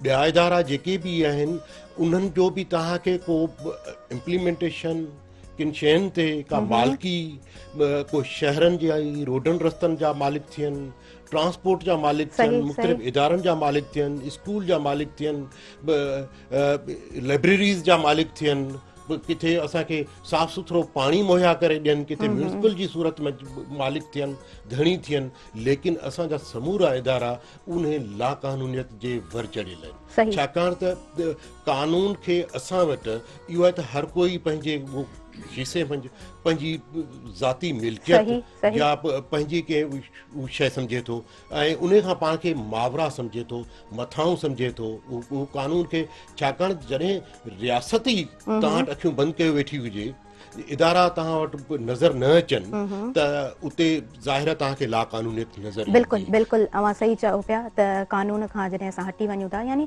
कानून खे असां उन नज़र सां नथा ॾिसूं, उनखे फॉलो नथा कयूं। असां क्लिप जी वरी बि ॻाल्हि कंदासीं त ॿार ओवरलोडेड थियनि पिया गाॾीअ में, हिक ॿिए जे मथां चढ़नि पिया, छा इहो जुर्म कोन्हे? इहो इंतिहाई हिकिड़ो क़ाबिले मज़मत जुर्म आहे, ॾोह आहे त ॿारु जेको आहे उन खे तव्हां कहिड़े तरीक़े सां, माना हिकिड़ो त हुनजी ज़िंदगी त दाव ते लॻी पई आहे, पर हू हिकिड़ो इज़त सां बि कोन पियो पहुचे कंहिं बि मक़ाम खां, पंहिंजे स्कूल ताईं या स्कूल खां पंहिंजे घर ताईं, हू इज़त एहतराम सां बि कोन पियो पहुचे। रोडनि ते इन ई हालत मंझि जॾहिं तव्हां इन हुजूम हिकिड़ा मोब ॾिसंदव हिकिड़ा नंढड़े चिंकी रिक्शा ते या कंहिं ॿी कंहिं सुज़ुकी ते नंढी गाॾी ते, मिठाई जो टुकुर आहे ऐं उन ते मक्खियूं चिंबड़ी वयूं आहिनि। ईअं त जॾहिं असां आम माण्हू सोसाइटी पंहिंजी मजबूरी ॾिसे थो त उहो उन वटि ॿियो को वसीलो कोन्हे, उन वटि के ज़रिया कोन आहिनि, उते असां वटि रियासत ज़रियो बणिबी आहे, रियासत मददगार बणिबी आहे, पर उहा रियासत त पाण ॻाल्हि कई त रियासत लातालुक थी वेठी आहे, त उते सरासर इहा रियासत जी ज़िमेदारी आहे ऐं असांजा पॉलिटिशियन, असांजो समाज सुधारिक ऐं ॿिया जेके हिते मुख़्तलिफ़ मकतब फ़िक्र सां तालुक रखंदड़ माण्हू आहियूं, उन्हनि खे इन लाइ आवाज़ बि उथारणु घुरिजे त इदारा इहे उन्हनि ॿारनि खे उहा सिक्योरिटी फ़राहम कनि, उहो ट्रांसपोर्ट इज़त भरे तरीक़े सां जेको आहे सो फ़राहम कनि, माइट जेको आहे सो उहो त ॿार खे स्कूल ताईं मोकिले थो ऐं असां वटि चयो वञे थो त भई जेको आहे सो स्कूलनि जी इनरोलमेंट वधे पई, स्कूल जी इनरोलमेंट तव्हां इन शकिल में ॾिसो पिया त इहो ॿारु कीअं कहिड़े तरीक़े सां स्कूल ताईं पहुचे थो ऐं उहो कहिड़ी तइलीम पिराए थो ऐं छा हुन पिरायो ऐं छा वापसि वठी थो वञे, ऐं अणवणंदड़ वाक़िया इंतिहाई ॾुखोईंदड़ ऐं तकलीफ़दा वाक़िया पेश ईंदा आहिनि। इहे जेके हुजूम मोब जेके आहिनि हिकिड़ी नंढी गाॾीअ ते जंहिं तरीक़े सां वञनि पिया, उते तव्हां वटि छा तव्हां वटि जेको ड्राइवर आहे उहो जेको नंढड़ो रिक्शा, चिंकी रिक्शा या सुज़ुकी या ॿियो का ट्रांसपोर्ट जंहिंखे ड्राइव करे पियो, छा हू उहे समूरा जेके ज़ाब्ता आहिनि ड्राइविंग जा उन्हनि समूरनि खे हू फॉलो करे पियो या न? सही, या सिर्फ़ ॿ चार पैसनि जे करे हू कानून तोड़नि पिया। बिल्कुलु ॾाढी सुठी ॻाल्हि अवां कई। मोहम्मद बख्श कपरी असां वटि मौजूदु आहिनि। सर, अवां सोशल वर्क करियो था, छा था सम्झो त सोशल वर्क कीअं करणु खपे, या जेके हाईलाइटेड हींअर शयूं आहिनि उन ते असांखे कीअं अमल करणु खपे, कीअं अवाम जे अॻियां आणणु खपनि? ॾिसो, असां मज़हबी तौर ते अगरि शयूं ॾिसंदासीं त बीइंग ए मुसलमान असां वटि सभ खां वधीक ज़ोर ॾिनो वियो आहे इंसाननि सां मामलात जे हवाले सां, तव्हांजे रवैयनि जे हवाले सां। ठीकु आहे, जेको इबादत आहे अलाह ताला जी उहा त 5% आहे, 95% असांजो माण्हुनि सां बिहेव आहे, असांजो माण्हुनि सां मुश्किल में कमु अचणु आहे, असांजो माण्हुनि जे ॾुख सुख में शामिलु थियणु आहे, माण्हुनि सां सुठो वर्ताव करणु आहे। त हाणे इहो सॼो सोशल वर्क आहे। तव्हां कंहिंसां अगरि खिली ॻाल्हायो था, इहो सोशल वर्क आहे, छो जो हुनखे मतिलबु तव्हां ॾिसो अॼुकल्ह स्ट्रेस केतिरो आहे, माण्हू डिप्रेशन में केतिरा आहिनि, नौजवान नस्ल डिप्रेशन में वही हली आहे। उन जे लाइ जीअं ममताज़ साहिबु चयो त रियासती जेके आहिनि ज़ाहिर उहा मेरिट जी लताड़ आहे, मुख़्तलिफ़ शयूं आहिनि, जॉब उनखे माण्हुनि खे जेके नौजवाननि खे नथियूं मिलनि, इहे सभु जेका फ्रस्ट्रेशन आहे इहो हिकिड़ी डिप्रेशन में माण्हुनि खे विझे थी। ऐं उते तव्हांजो माण्हुनि सां रवैयो मैटर करे थो, माण्हुनि सां वर्ताव मैटर करे थो। सोशल वर्क जो तमामु वॾी अहमियत आहे। ऐं अगरि असीं पाकिस्तान जा नाला ॾिसंदासीं, अब्दुल सत्तार एधी जेको आहे तमामु वॾो सोशल वर्कर हुयो, अंसार बरनी आहे, या जेके कराची ऐं इस्लामाबाद लाहौर, इहे पाकिस्तान जी ॻाल्हि था कयूं त हिते जेके एम्बुलेंस सर्विसिस हलाइनि पिया, जेके बीमारनि जी मदद कनि पिया, जेके तालीम जे लाइ पाण पतोड़ीनि पिया, इहो सॼो सोशल वर्क आहे।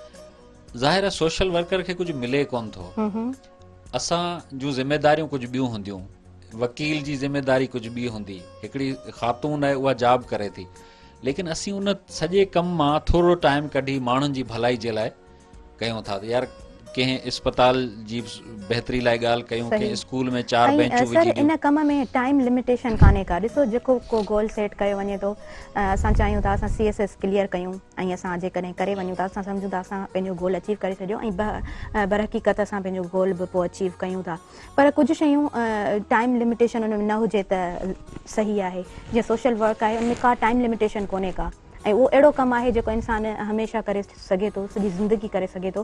पर ॿारनि जा जेके हक़ आहिनि उन्हनि ते छा कम थियनि पिया? ॾिसो, ॿारनि जे हक़नि ते असीं अगरि ॾिसंदासीं, इंटरनेशनल जेके कानून आहिनि, पोइ वरी असांजे पाकिस्तान जा कानून आहिनि, असांजे सिंध जा कानून आहिनि, तमामु घणो हिन ते कमु थियल आहे। पर इहो थियल ई आहे जो हिकिड़ी डॉक्यूमेंटेड शक्ल में आहे। इम्प्लीमेंटेशन वारी असीं फील्ड में ॾिसंदासीं त उते कुझु कोन्हे। हिकिड़ो ॿारु जेको आहे, ॿारहाड़ियुनि जा ॿार वीचारा आहिनि, उन्हनि खे त सुठो स्कूल ई मुयसरु कोन्हे, सुठो उनखे सुठी ग़िज़ाई मुयसरु न आहे। सिंध जे घणनि ई ज़िलनि मंझि मेल न्यूट्रिशन जा प्रोजेक्ट गवर्नमेंट हलाए पई, जंहिंमें ॿार खे हथरादू तौरु ग़िज़ाई जेका किल्लत आहे उनजी पूरी कई पई वञे। थरपारकर में जेका ॿारनि जो मौत आहे उहो बि ग़िज़ाई किल्लत जे करे आहे, माउ ऐं ॿार जी सिहत ठीकु न आहे। त हाणे असीं जॾहिं बुनियादी तौर ते ॿार खे खाधो ई मुयसरु न पिया करे सघूं, जेको पहिरियों हुनजो बुनियादी आइनी हक़ आहे, त उन खां पोइ असीं ॿिया हक़ उनखे कहिड़ा, मतिलबु असीं रियासत छा पई ॾे? सही, जेको ॿारु अचे पियो उनजो अंडरवेट जो मतिलबु मुंहिंजो वज़न ई पूरो न आहे। सही माना जड़ूं ई मज़बूत कोन्हनि त असां फल जो कीअं था सोचे सघूं। ईअं असां वटि हींअर सायरा फलक मौजूदु आहिनि असांजे प्रोग्राम में। सायरा, अव्हां बि सोशल वर्क करियो थियूं, अव्हां सुहिणी डेफिनेशन बि ॾिनी त असां सोशल वर्क छो था करियूं, या अव्हां पाण सोशल वर्क में कीअं आया आहियो। उन सां गॾोगॾु ॿारनि जे हक़नि ते जेकॾहिं ॻाल्हाइजे त अव्हां छा था सम्झो, ॿारनि खे उन्हनि जा हक़ कीअं मिली सघनि था? ॿारनि जे हक़नि ते अगरि ॻाल्हाइजे त ज़ाहिर जी ॻाल्हि आहे, जेके डिफरेंट प्रोजेक्ट्स हलनि पिया ॿारनि जे लाइ, कानून बि अची चुका आहिनि, कानून ते हलूं था, ॻाल्हायूं था, पर कानून सर वारी ॻाल्हि की कानून हर को पंहिंजे खीसे में रखी घुमे पियो। हटी अगरि ॿारनि जे हक़नि ते ॻाल्हायूं त मुंहिंजे ख़्याल में ॿारनि खे बहितरीनु सिहत ॾियणु कमु सभिनी सां पहिरीं आहे। त बहितर आहे की ॿारनि जे हक़नि ते ॻाल्हाइण सां पहिरीं पाण उन्हनि खे बहितरीनु नशोनुमा ॾियूं, की हू पंहिंजी जॾहिं हू वधंदा, सुठे नमूने ग्रो कंदा, त आया हू को फ्यूचर जो सुठो मुस्तक़बिल बि असांखे ॾेई सघंदा। पाण जी तव्हां अगरि वीडियो खे पाण बार बार ॻाल्हायूं था, अगरि हुन वीडियो ते कयूं, ख़ुदा न ख़्वास्ता को हादसो अची थो वञे त केरु हुनजो ज़िम्मेदार आहे? असांखे न आहे ख़बर केरु ज़िम्मेदार आहे।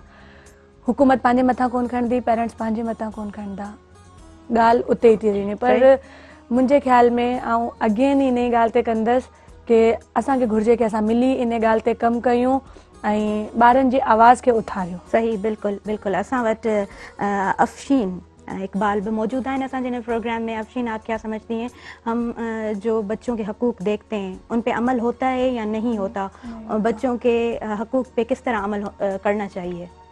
एक बच्चा जब दुनिया में आता है तो उसका सबसे पहला हक तो सेहत होता है, और एक दूसरा हक उसका तालीम होता है। हम यहाँ बच्चों को तालीम तो दे रहे हैं, लेकिन साथ में एक उसका हक है तरबियत का। सही। तो जब हम तालीम के लिए बच्चा घर से निकलता है और वो जिस तरह आपने कहा कि वो ओवरलोड होके जा रहा है, तो कभी आप इस किस्म की किसी गाड़ी में बैठे जहाँ बच्चे स्कूल के 8-10 बैठे होते हैं, तो आप उनकी लैंग्वेज देखिए ना, किस तरीके से वो बात कर रहे हैं। क्योंकि जब वो जिस माहौल में चल रहे हैं, जब वो स्कूल जा रहे हैं, तो वहाँ टीचर्स उनसे किस तरह से बात कर रहे हैं। टीचर ट्रेंड नहीं है, हमारे टीचर्स को तरीका नहीं है, टीचर्स को इतनी ट्रेनिंग नहीं है कि वो किस तरीके से बच्चों को डील करें।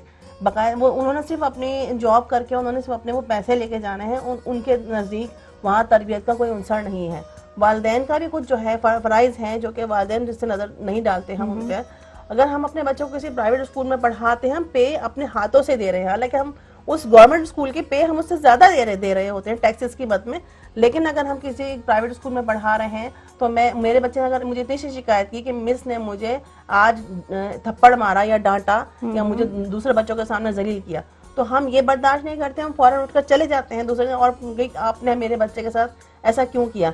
लेकिन गवर्नमेंट स्कूल में जो लोग अपने बच्चों को पढ़ा रहे होते हैं, अक्सर इससे मैंने उनको ये देखा कि वालिदैन वहाँ जाकर साथ से पूछते नहीं हैं, मालूमात नहीं लेते कि आपने मेरे बच्चे को क्लास ली है या नहीं ली। मेरा पिछले दिनों कुछ एक स्कूल में जाना हुआ किसी इत्तेफाक से, किसी काम से, तो मैंने ये देखा कि स्कूल टाइमिंग, क्लास टाइमिंग के अंदर टीचर्स जो है स्टाफ रूम में आराम फरमा रही थी, और जो लड़कियां थी वो बाहर ग्राउंड में ऐसे ही खेल रही थी, उनकी क्लास नहीं हो रही थी कि टीचर की तबीयत सही नहीं है। और टीचर को क्या हुआ था, कुछ नहीं हुआ था, बस उनसे वो उन्होंने बढ़ाना नहीं था। तो जो लाखों रुपए की सैलरीज हैं इस वक्त, हम टीचर जो गवर्नमेंट टीचर्स की सैलरीज देखें वो इतनी ज्यादा हैं, तो क्या हम उनसे पूछ नहीं सकते क्या हम में इतने टैलेंट नहीं है? हम अगर अपने बच्चों को गवर्नमेंट स्कूल में डालते हैं तो जाके हम उन टीचर से पूछ भी सकते हैं सही, कि बेहतरीन आप हमारे बच्चों को क्या तरबियत दे रही हैं। तालीम तो हम दे ही दिलवा रहे हैं, तरबियत आप क्या दे रहे हैं? बिल्कुल। नाज़रीन, जेकर असां ॻाल्हि कयूं था प्राइवेट सेक्टर जी ऐं गवर्नमेंट सेक्टर जी, त असांजी भेण ॾाढी सुठी ॻाल्हि कई त स्कूल्स में पेरेंट्स टीचर्स मीटिंग कंडक्ट कयूं वेंदियूं आहिनि, पर जेके गवर्नमेंट स्कूल में ॿार पढ़नि था माइटनि खे खपे त उहे बि स्कूलनि में वञनि, ज़रूरु विज़िट कनि ऐं पंहिंजे ॿार जे लाइ टीचर सां ज़रूरु कनेक्टेड रहनि। नाज़रीन, हींअर वक़्तु थी वियो आहे ब्रेक जो, उन खां पोइ असां कोशिशि कंदासीं त तालीम जो जेको तज़ाद आहे उन ते ॻाल्हायूं ऐं औरतुनि जे हक़नि ते ॻाल्हाए सघूं। काॾे बि न वञिजो, असां सां गॾु रहिजो। थोरे ई वक़्ते खां पोइ असां मोटी अचूं था।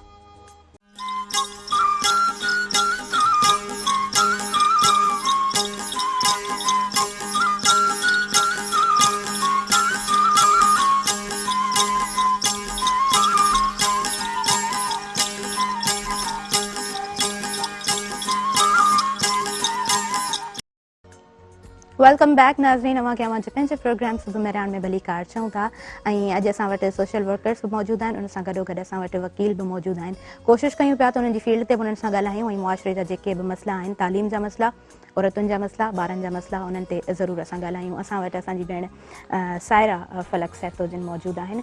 सायरा, औरतुनि जा मसइला अवां छा था सम्झो त कहिड़ा आहिनि? अवां जे इलाइक़े मीरपुर ख़ासि जी ॻाल्हि कयूं या आस पास जे ॻाल्हि कयूं त उन्हनि जूं जेके बि औरतूं आहिनि हुनरमंद थी वियूं या कंहिं बि पेशे सां लागू जेके औरतूं आहिनि, महिनत कश आहिनि, उन्हनि जा छा छा मसइला आहिनि? असां अगरि अचूं था पाण वर्किंग वूमेन्स ते के पहिरीं अची वञूं, पाण वटि ॿ कैटेगरी आहिनि कि हिकिड़ी जेके घर में वेठियूं आहिनि, ॿियूं आहिनि जेके ॿाहिरि निकिरनि थियूं, कमु बि करनि थियूं ऐं घर खे बि ॾिसनि थियूं। अगरि ॾिठो वञे त असां को हुननि जो रूटीन में चार्ट कढूं त कम जो दौरान इहो सेम आहे कि हू पूरे ॾींहं में घर वारे जेका घर वेठी आहे हू बि 17 खां 18 कलाक कमु थी करे ऐं जेका ॿाहिरि वेठी आहे हू बि 17 खां 18 कलाक कमु थी करे। बसि इहो आहे कि जेका घर वेठी आहे हू रीप्रोडक्टिव कमु पई करे, ॿाहिरि निकिरण वारियूं प्रोडक्टिव कमु बि करनि पियूं ऐं रीप्रोडक्टिव करनि पियूं। उनखां गॾु गॾु जेके ॿाहिरि निकिरनि थियूं उन्हनि लाइ मसइला अञा वधीक आहिनि।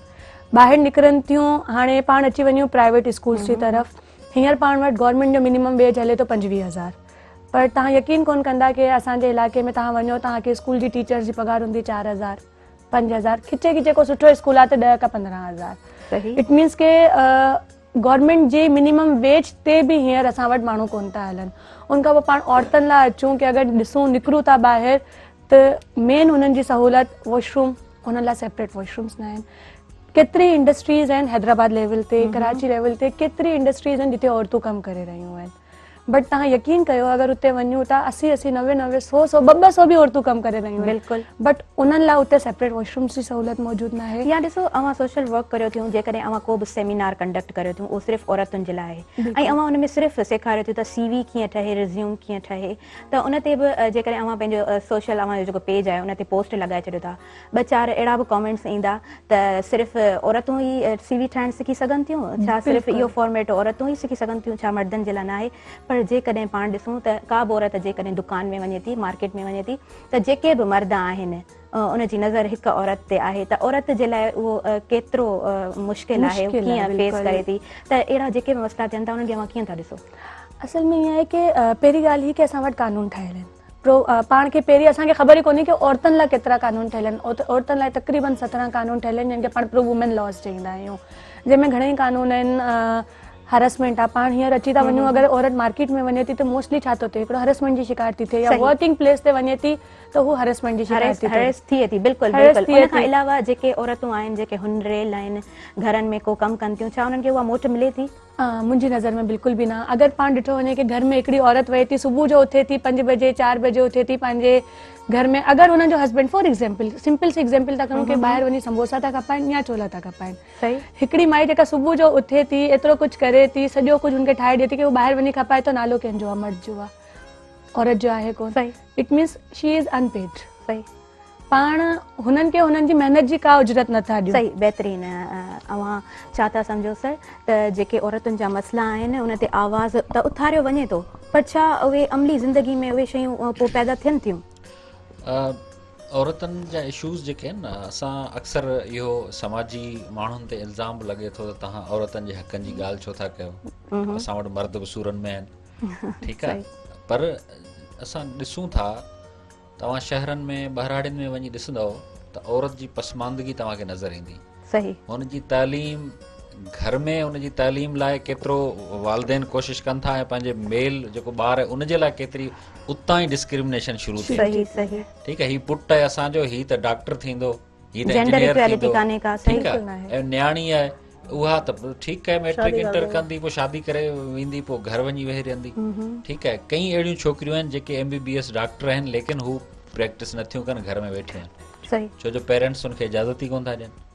त मतिलबु इहो त औरत सां वाक़ई नाइंसाफ़ी आहे। जेके औरतूं कमु कनि थियूं 8-8 10-10 कलाक ॿाहिरि रहनि थियूं, उहे जीअं इन्हनि ॻाल्हि कई त उन्हनि सां हिरासमेंट जा मामला तमामु घणा आहिनि, ऐं उहे हिरासमेंट जा मामला जेके आहिनि न मीडिया में अचनि था, न वरी जेको आहे सो उहा वीचारी ॿाहिरि कढे थी, ॿाहिरि कढंदी त हुनखे छा थींदो, उनखे ई जेको आहे सो डांट मिलंदी त न बाबा पोइ कमु करण जी ज़रूरत कान्हे, घर वेहो। सही सर, जेके बि मामला आहिनि, जेके बि मसइला आहिनि, हाईलाइटेड थियनि पिया, पर असांजो छा फ़र्ज़ु आहे, असां जेको ॻाल्हायूं पिया, सिर्फ़ु असां ॻाल्हियूं ई कयूं था या अमली ज़िंदगी में बि कुझु सुधारो अचे थो?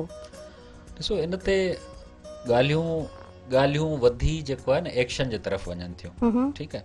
पहिरियों मरहलो आहे सोच जो, असांखे सोच न ईंदी त असीं उन पासे ते सफ़र कोन कंदा। असांखे अॼु सुबुह जो सोच आई त हैदराबाद वञिणो आहे, त असां उन लाइ तयारी शुरू कई, असीं अगरि इन ते सोचियो ई न त पोइ मुंहिंजे ख़्याल में पोइ त माना असीं ज़ीरो ते बीठा हूंदासीं। पहिरियों अमल सोच जो आहे, ॻाल्हि ॿोल जो आहे, उन खां पोइ वञी उहो एक्शन ते शयूं जेको आहे सो बीहनि थियूं, त एक्शन इन ते थियनि था। मतिलबु हुकूमतूं ऐं जेके समाजी माण्हू आहिनि उहे इन ते सोचीनि था राति ॾींहुं, लेकिन वरी बि असांजो मुआशरे में जेका आहे न उहा क़बूलियत कान्हे। सही, बहितरीन जरवार साहब, अवां पाण वकील आहियो, अवां छा था सम्झो त औरतुनि जा हक़ कहिड़ा आहिनि? अवां कुझु जेकॾहिं हाईलाइट कयो असांजे व्यूवर्स खे ॿुधायो, ऐं छा उन्हनि खे उहे हक़ मिलनि था या नथा मिलनि? कुझु जेके माहौल जूं कोताहियूं आहिनि उहे छा आहिनि? औरत बराबर जी शहरी आहे, पर उहो कान, उनखे आइन में त उहे शयूं, उहे राइट्स मुहैया थियल आहिनि। हुन लाइ मुख़्तलिफ़ एक्ट हुनजे तहफ़ुज़ जे लाइ, हुनजी सिक्योरिटी जे लाइ बि असेंबलियुनि मंझां पास थियल आहिनि उहे कानून, लेकिन उन कानून ते इम्प्लीमेंटेशन न आहे। उन खां बहितर वधीक औरत जो हिकिड़ो मज़लूम रूप बि नज़र अचे थो ऐं उनजी मज़लूमियत बि नज़र अचे थी। मुख़्तलिफ़ अणवणंदड़ वाक़िया बि पेश अचनि था। जीअं ॻाल्हि हली पई त औरत सां कई मसाला त पेश अचनि था, लेकिन उहे रिपोर्ट बि कोन था थियनि। असांजी हिकिड़ी सोसाइटी अहिड़े क़िस्म जी आहे, असांजो समाज जी वर्ताव अहिड़ो आहे त असीं उहे पंहिंजा जेके नाइंसाफ़ियूं पाण सां थींदड़ जेके आहिनि, के ज़्यादतियूं थियनि थियूं, त असीं उन्हनि खे लिकायूं था, उन्हनि ते पर्दापोशी बि कयूं था। सही, पर हाईलाइट बि थियनि थियूं, न्यूज़ में असां छा नथा ॾिसूं? ठीकु ॻाल्हि आहे त ॻाल्हि हिते कीसी त हिकिड़ो आम जेको तव्हां सोशल वर्कर जी ॻाल्हि था कयो, सोशल वर्कर त उहो रज़ाकार न, हू ॻाल्हाए थो, हू एहतजाज करे थो, प्रोटेस्ट करे थो, हू एहतजाज रिकॉर्ड कराए थो, उन लाइ सेमिनार करे थो, प्रोग्राम करे थो, एक्टिविटीज़ करे थो, लेकिन ज़िमेदारी जेका आहे उन समूरे कानूननि ते अमल कराइण जी उहा रियासत जी आहे, वक़्त जी हुकूमतनि जी आहे। त उहे असांजे वक़्त जे हुकूमतनि जो वर्ताव कहिड़ो आहे, औरत सां जी मुआशरे जो वर्ताव आहे, ओढ़ो ई असांजे वक़्त जे हुकूमतनि जो वर्ताव आहे औरत में। असांजी न्याणीअ जे जेकॾहिं तव्हां ॾिसंदव त उन्हनि जा स्कूल बि जेकॾहिं तव्हां ॻोठनि ऐं ॿियनि हंधनि ते ॾिसंदव त न्याणियुनि जो स्कूल तव्हांखे बंदि नज़र ईंदो। उन में छाकाणि त जेकॾहिं का लेडी टीचर आहे उहा ओसि ताईं उनखे कन्वेंस कान्हे, ऐं कन्वेंस तव्हां इहो ॿारनि वारी क्लिप जेका ॾेखारियो पिया, जेकॾहिं ॿारनि सां इहो असरु आहे त का हिकिड़ी स्कूल टीचर जेका आहे उहा कीअं सफ़र कंदी हूंदी, हिकु ॻोठ खां ॿिए ॻोठ ताईं, कंहिं इलाइक़े ताईं, शहर ताईं, वेझे शहर ताईं, उहो सफ़र कीअं कंदी हूंदी। उन सफ़र जो जेको ॾिसूं पिया त असां ट्रांसपोर्ट जो इहो हाल आहे, ऐं उते इन तरीक़े सां जेका ॿार सफ़र कनि था, रोज़ नवां अणवणंदड़ वाक़िया पेश अचनि था, हादसा थियनि था, ऐं त औरत सां बि असांजी मुआशरे में अण बराबरी वारो जेको वर्ताव आहे, सही। डिस्क्रिमिनेशन आहे, उहा सही सिधी आहे ऐं उहा नज़र अचे थी। सही। उन लाइ ज़ाहिर आहे हिकिड़ी कानून साज़ी थियल आहे, कानून साज़ी थिए थी। बिल्कुलु। औरत खे जेकॾहिं कमु करण वारी जॻह ते जिते का नौकिरी करे थी, मज़दूरी करे थी, उते हिरास कयो वञे थो त उन जे लाइ बि कानून आहे। बिल्कुलु। कानून साज़ी त आहे, लेकिन उन कानून ते अमल ऐं उन कानून जी ख़ुदि अवेयरनेस ऐं उहा असां ताईं बि असांखे एतिरी ख़बर आहे बि सही या न त मूं लाइ कहिड़ो कानून मौजूदु आहे, मूंखे कहिड़ो कानून तहफ़ुज़ फ़राहम करे थो, मूं लाइ कहिड़ा इदारा आहिनि, मूं लाइ का अहिड़ी का डेस्क किथे मौजूदु आहे जिते आउं पंहिंजी कंप्लेन, पंहिंजी शिकायत, पंहिंजो दर्द किथे खणी वञा। सही सर, अवां छा था सम्झो त अवेयरनेस आहे या केतिरी अवेयरनेस हुजणु खपे? अवेयरनेस ॾिसो, असां जेकॾहिं साॻी ॻाल्हि अचे पई बहस में त भई असांजी जेका घर में औरत मौजूदु आहे उहा बि हिकिड़ी अनपेड वर्कर आहे, उहा बि तमामु घणो मुशक़त करे थी, महिनत करे थी, लेकिन उन खे त उन्हनि कानूननि जी त एतिरी ख़बर ई कान्हे। हुनखे त ख़बर ई कान्हे त मूं जेको वोट बि ॾिनो हो, मुंहिंजे वोट जे बदौलत का कानून साज़ी बि थी आहे या न, या का कानून साज़ी थींदी बि आहे छा का, या मुंहिंजा के हक़ बि आहिनि छा, या के मुंहिंजा गारंटीड के हक़ आहिनि बि सही छा, त उहा उनखे ख़बर ई न आहे। उहा अवेयरनेस उहा उन ॻोठ जी औरत ताईं कीअं पहुचे, उनखे उहा जेका अबरी सबरी जेका अलहबे वारी जेका सियासत आहे, जेका पंहिंजे बुनियादी हक़नि वारी सियासत, त भई हिकिड़ी सिर्फ़ु ऐं सिर्फ़ु हिकिड़ी औरत, हिकिड़ी माना अनपेड वर्कर, हिकिड़ी सिर्फ़ु ॿारनि ॼणण वारी हिकिड़ी मशीन थी वेठी आहे ॻोठ में, हिकिड़ी मिसाल जी ॻाल्हि आहे त उनखे ख़बर इहा बि कान्हे त पंहिंजे ॿारनि जी तरबियत बि कीअं कयां, ॿारनि खे कीअं स्कूल ताईं मोकिलियां, कहिड़ी उमिरि में स्कूल ताईं मोकिलियां, कहिड़ी ग़िज़ा जी ज़रूरत आहे, ग़िज़ाई खोट आहे, उहा बि उन जी बि निशानदेही कंहिं हिकिड़ी वॾी के बीमारी जी शकिल में जॾहिं उहा नज़र अचे थी उन माउ खे वीचारी खे, उहे छाकाणि उहा तइलीम न आहे, उहा प्रॉपर तइलीम न आहे, उहा जागरता न आहे, त हुनखे उहा उन जागरता जी बि ज़रूरत आहे, उन मदद ऐं उन सपोर्ट जी बि ज़रूरत आहे, उन फ्रस्ट्रेशन मंझां उन औरत खे कढण जी ज़रूरत आहे। सही, ॾाढी ॾाढी सुठी ॻाल्हि अवां कई नाज़रीन। असां औरतुनि जे हक़नि ते ॻाल्हाइण जी कोशिशि कईसीं त कुझु पॉइंट्स हाईलाइट करे सघूं, अवां ताईं के ॻाल्हियूं पहुचाए सघूं। नाज़रीन, असां पोइ बि कोशिशि कंदासीं त इन खां अॻिते वधी करे असां तालीम जो जेको तज़ाद आहे उन ते ॻाल्हाए सघूं। पर हींअर हलूं था नंढड़े शॉर्ट कमर्शियल ब्रेक जी तरफ़, काॾे बि न वञिजो, असां सां गॾु रहिजो।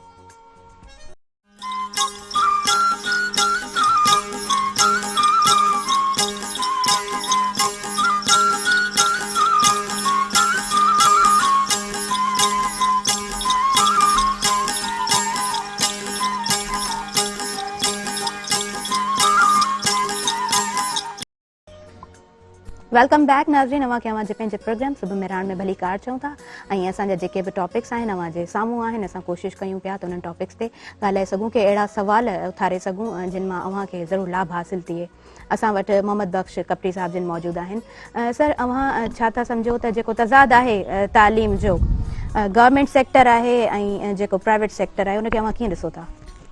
जीअं सवेरे अर्ज़ु कयोसीं त असांजो जेको पर चाइल्ड ते जेका बजट आहे उहा अगरि असीं कंदासीं, छो जो करप्शन आहे न गवर्नमेंट सेक्टर में, जेको बि ॿार ते 15 खां 20 हज़ार रुपया पर ॿार ते ख़र्च थिए थो, हुन में करप्शन तमामु घणी आहे। अगरि का बिल्डिंग ठहे थी उन में बि करप्शन आहे, अगरि को उस्ताद मुक़ररु थिए थो उहो ड्यूटी नथो करे, उहा बि करप्शन आहे।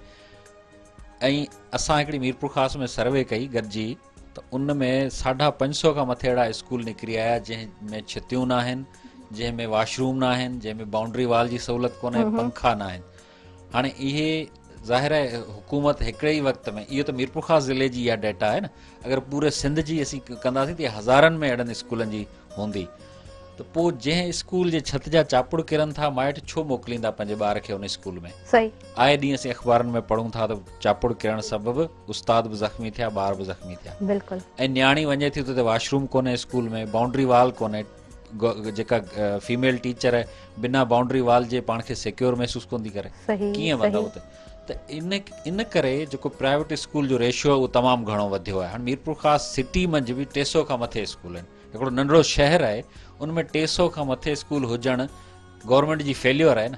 उहो इन करे जो उते हू पंहिंजी तालीम सुठी प्रोवाइड न पियो करे सघे, इन करे माण्हुनि वटि अल्टरनेट इहो ऑप्शन आहे। पर आऊं वरी बि चवां थो त इहो ॿहिराड़ियुनि में प्राइवेट स्कूल जो ऑप्शन बि कोन्हे। बिल्कुलु बिल्कुलु। हाणे ॿहिराड़ी जो ॿार किथे वञे, मतलब शहर में त ऑप्शन मौजूदु आहे, प्राइवेट स्कूल आहे, ॿहिराड़ी जो ॿार बिल्कुलु बि जेको आहे सो उन ई गवर्नमेंट स्कूल में हुनखे पढ़णो आहे, चाहे उस्ताद अचे, चाहे छत हुजे, चाहे वॉशरूम हुजे न हुजे, बाउंड्री वॉल हुजे न हुजे।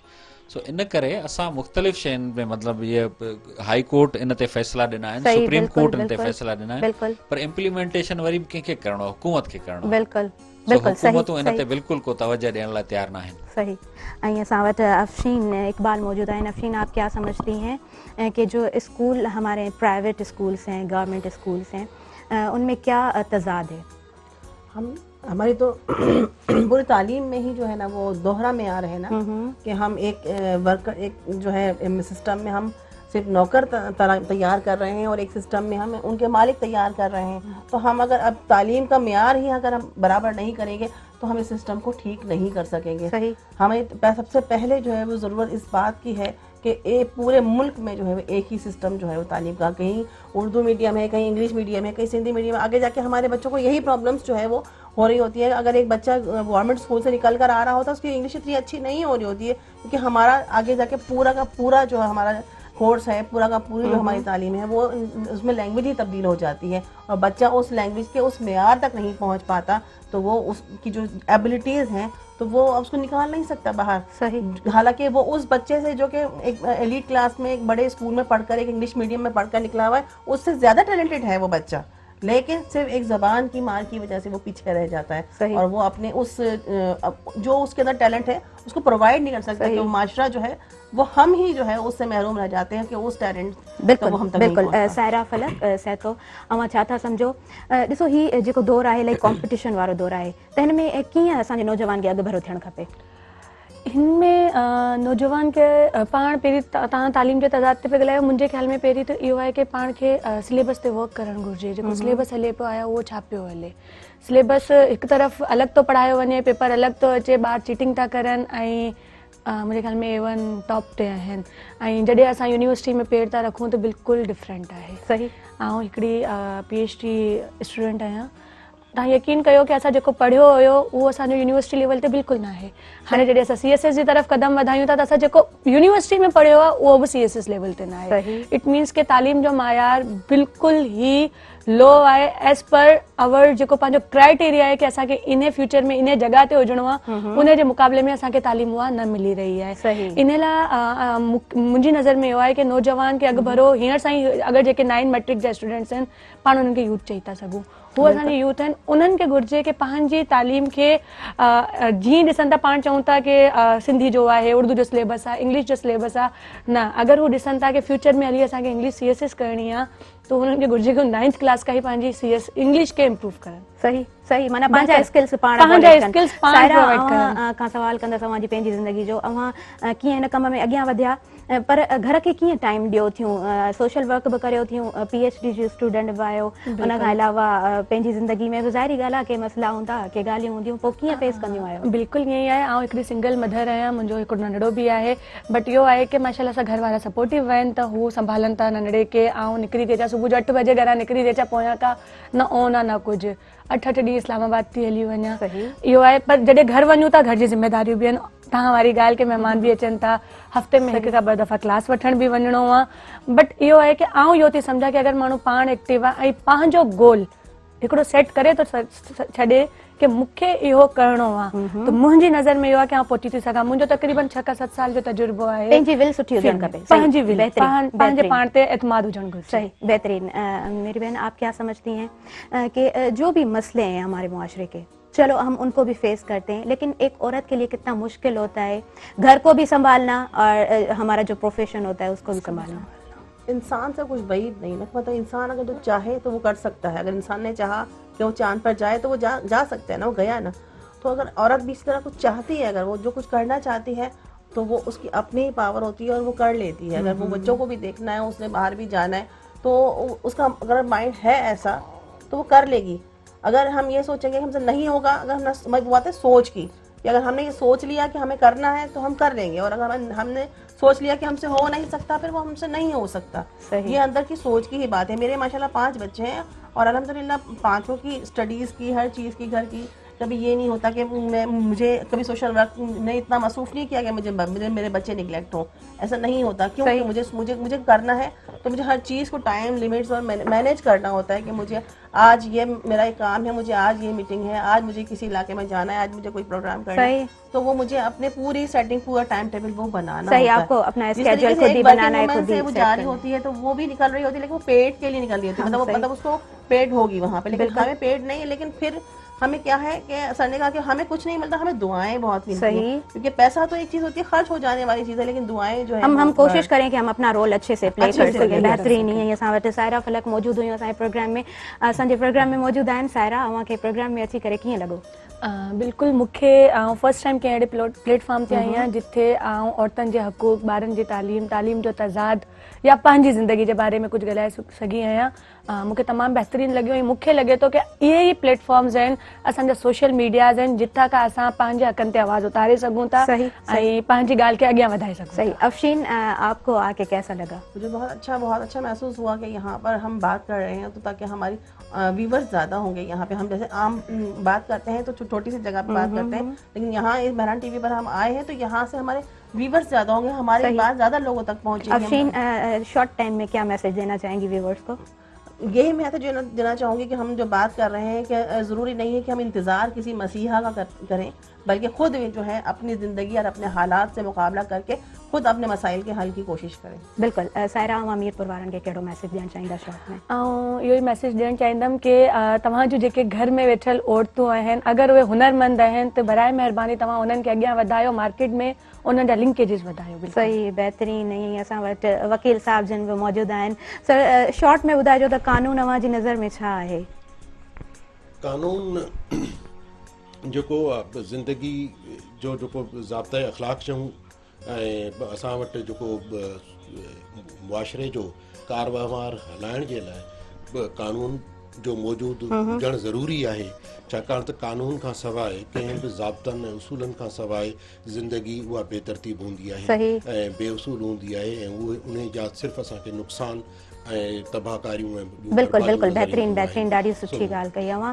कपिल साहब, अव्हां ॿुधायो अव्हांखे सुबुह मेहरान में अची करे कीअं लॻो? जेके बि टॉपिक्स हुया उन्हनि खे अव्हां हाईलाइट कयो, त छा था सम्झो इहो केतिरो फ़ाइदेमंद आहे? सुबुह मेहरान में हमेशह वांगुरु ॾाढो ज़बरदस्त लॻो, सुठो लॻो। सुबुह जो इन प्रोग्राम जो कोई फॉर्मेट कोन हूंदो आहे जंहिंमें को ॻाल्हाइजे, हिकु पॉइंट ते मुख़्तलिफ़ जेके ज़िंदगी जा इशूज़ आहिनि, शोबनि जा इशूज़ आहिनि, ॿारनि खां वठी औरतनि जा, वॾनि जा जेके बि इशूज़ आहिनि, मसइला आहिनि, ऐं हुकूमतनि जो रोल आहे, समाजी माण्हुनि जो रोल आहे, उन ते ॻाल्हि ॿोल कयूं था त ॾाढो खुली तौर ते ॻाल्हाईंदा आहियूं। ऐं अॻे त कॉल्स बि ईंदियूं हुयूं विच में, हाणे अलाए छो अॼुकल्ह ॿुधंदड़ असांजा कॉल्स कोन था कनि, लेकिन ॾाढो सुठो लॻे। असल में जॾहिं महिमान असां वटि जझा हूंदा आहिनि त पोइ असां कोशिशि कंदा आहियूं कॉल्स रिसीव न कयूं, असां महिमाननि सां न ज़बरदस्त लॻंदो आहे। हिकिड़ी फीडबैक उन महिल अचणु शुरू थींदो आहे त माण्हू पुछंदा बि आहिनि, ऐं इहो ॾाढो सुठो लॻंदो आहे त असांजी ॻाल्हि ॿुधी पई वञे। असांजी ॻाल्हि तमामु सिंध जे कुंड कुड़च में कश्मीर ताईं, नंगर पार्कर ताईं, कराची ताईं पहुचे पई, ऐं इहो ॾाढो सुठो लॻंदो आहे त असीं पॉज़िटिविटी खे वधीक शॉर्ट में छा मैसेज ॾियणु चाहींदा व्यूअर्स खे? बसि मैसेज इहो आहे त इज्तमाहियत जे लाइ जेको आहे सो सोचिजे, इज्तमाहियत जे लाइ कमु कजे। इनफ़रादी असांजा जेके मफ़ाद हूंदा आहिनि उहे नंढड़ा हूंदा आहिनि, इज्तमाही अगरि मफ़ाद आहिनि उहे चाहे तालीम जा हुजनि, सिहत जा हुजनि, मुआशरे जे सुधार लाइ हुजनि, उन ते असीं कमु कयूं। ऐं पॉज़िटिविटी हूंदी असांजे अमल में, असांजे सोच में, त असां सां माण्हू जुड़ंदा। अगरि जे असीं नेगेटिव हूंदासीं त मुंहिंजे ख़्याल में असीं अकेला हूंदासीं, आइसोलेटेड हूंदासीं। ॾाढो सुहिणो मैसेज, ॾाढो सुठो मैसेज। सर, अव्हांखे प्रोग्राम में अची करे कीअं लॻो ऐं शॉर्ट में छा मैसेज ॾियणु चाहींदा? प्रोग्राम त बहितरीनु आलीशान, छाकाणि त हिते इंसानी हक़नि जे हवाले सां बि ॻाल्हि ॿोल थिए थी, ऐं तइलीम, ख़ासि तौर ते तइलीम ते तमामु घणी जेका आहे ॻाल्हि ॿोल थींदी आहे। मेहरान टीवी ते मुख़्तलिफ़ प्रोग्राम बि ॾिसंदा आहियूं त उन्हनि जो फोकस इंसानी हक़ ऐं तइलीम जहिड़ा इशूज़ हूंदा आहिनि।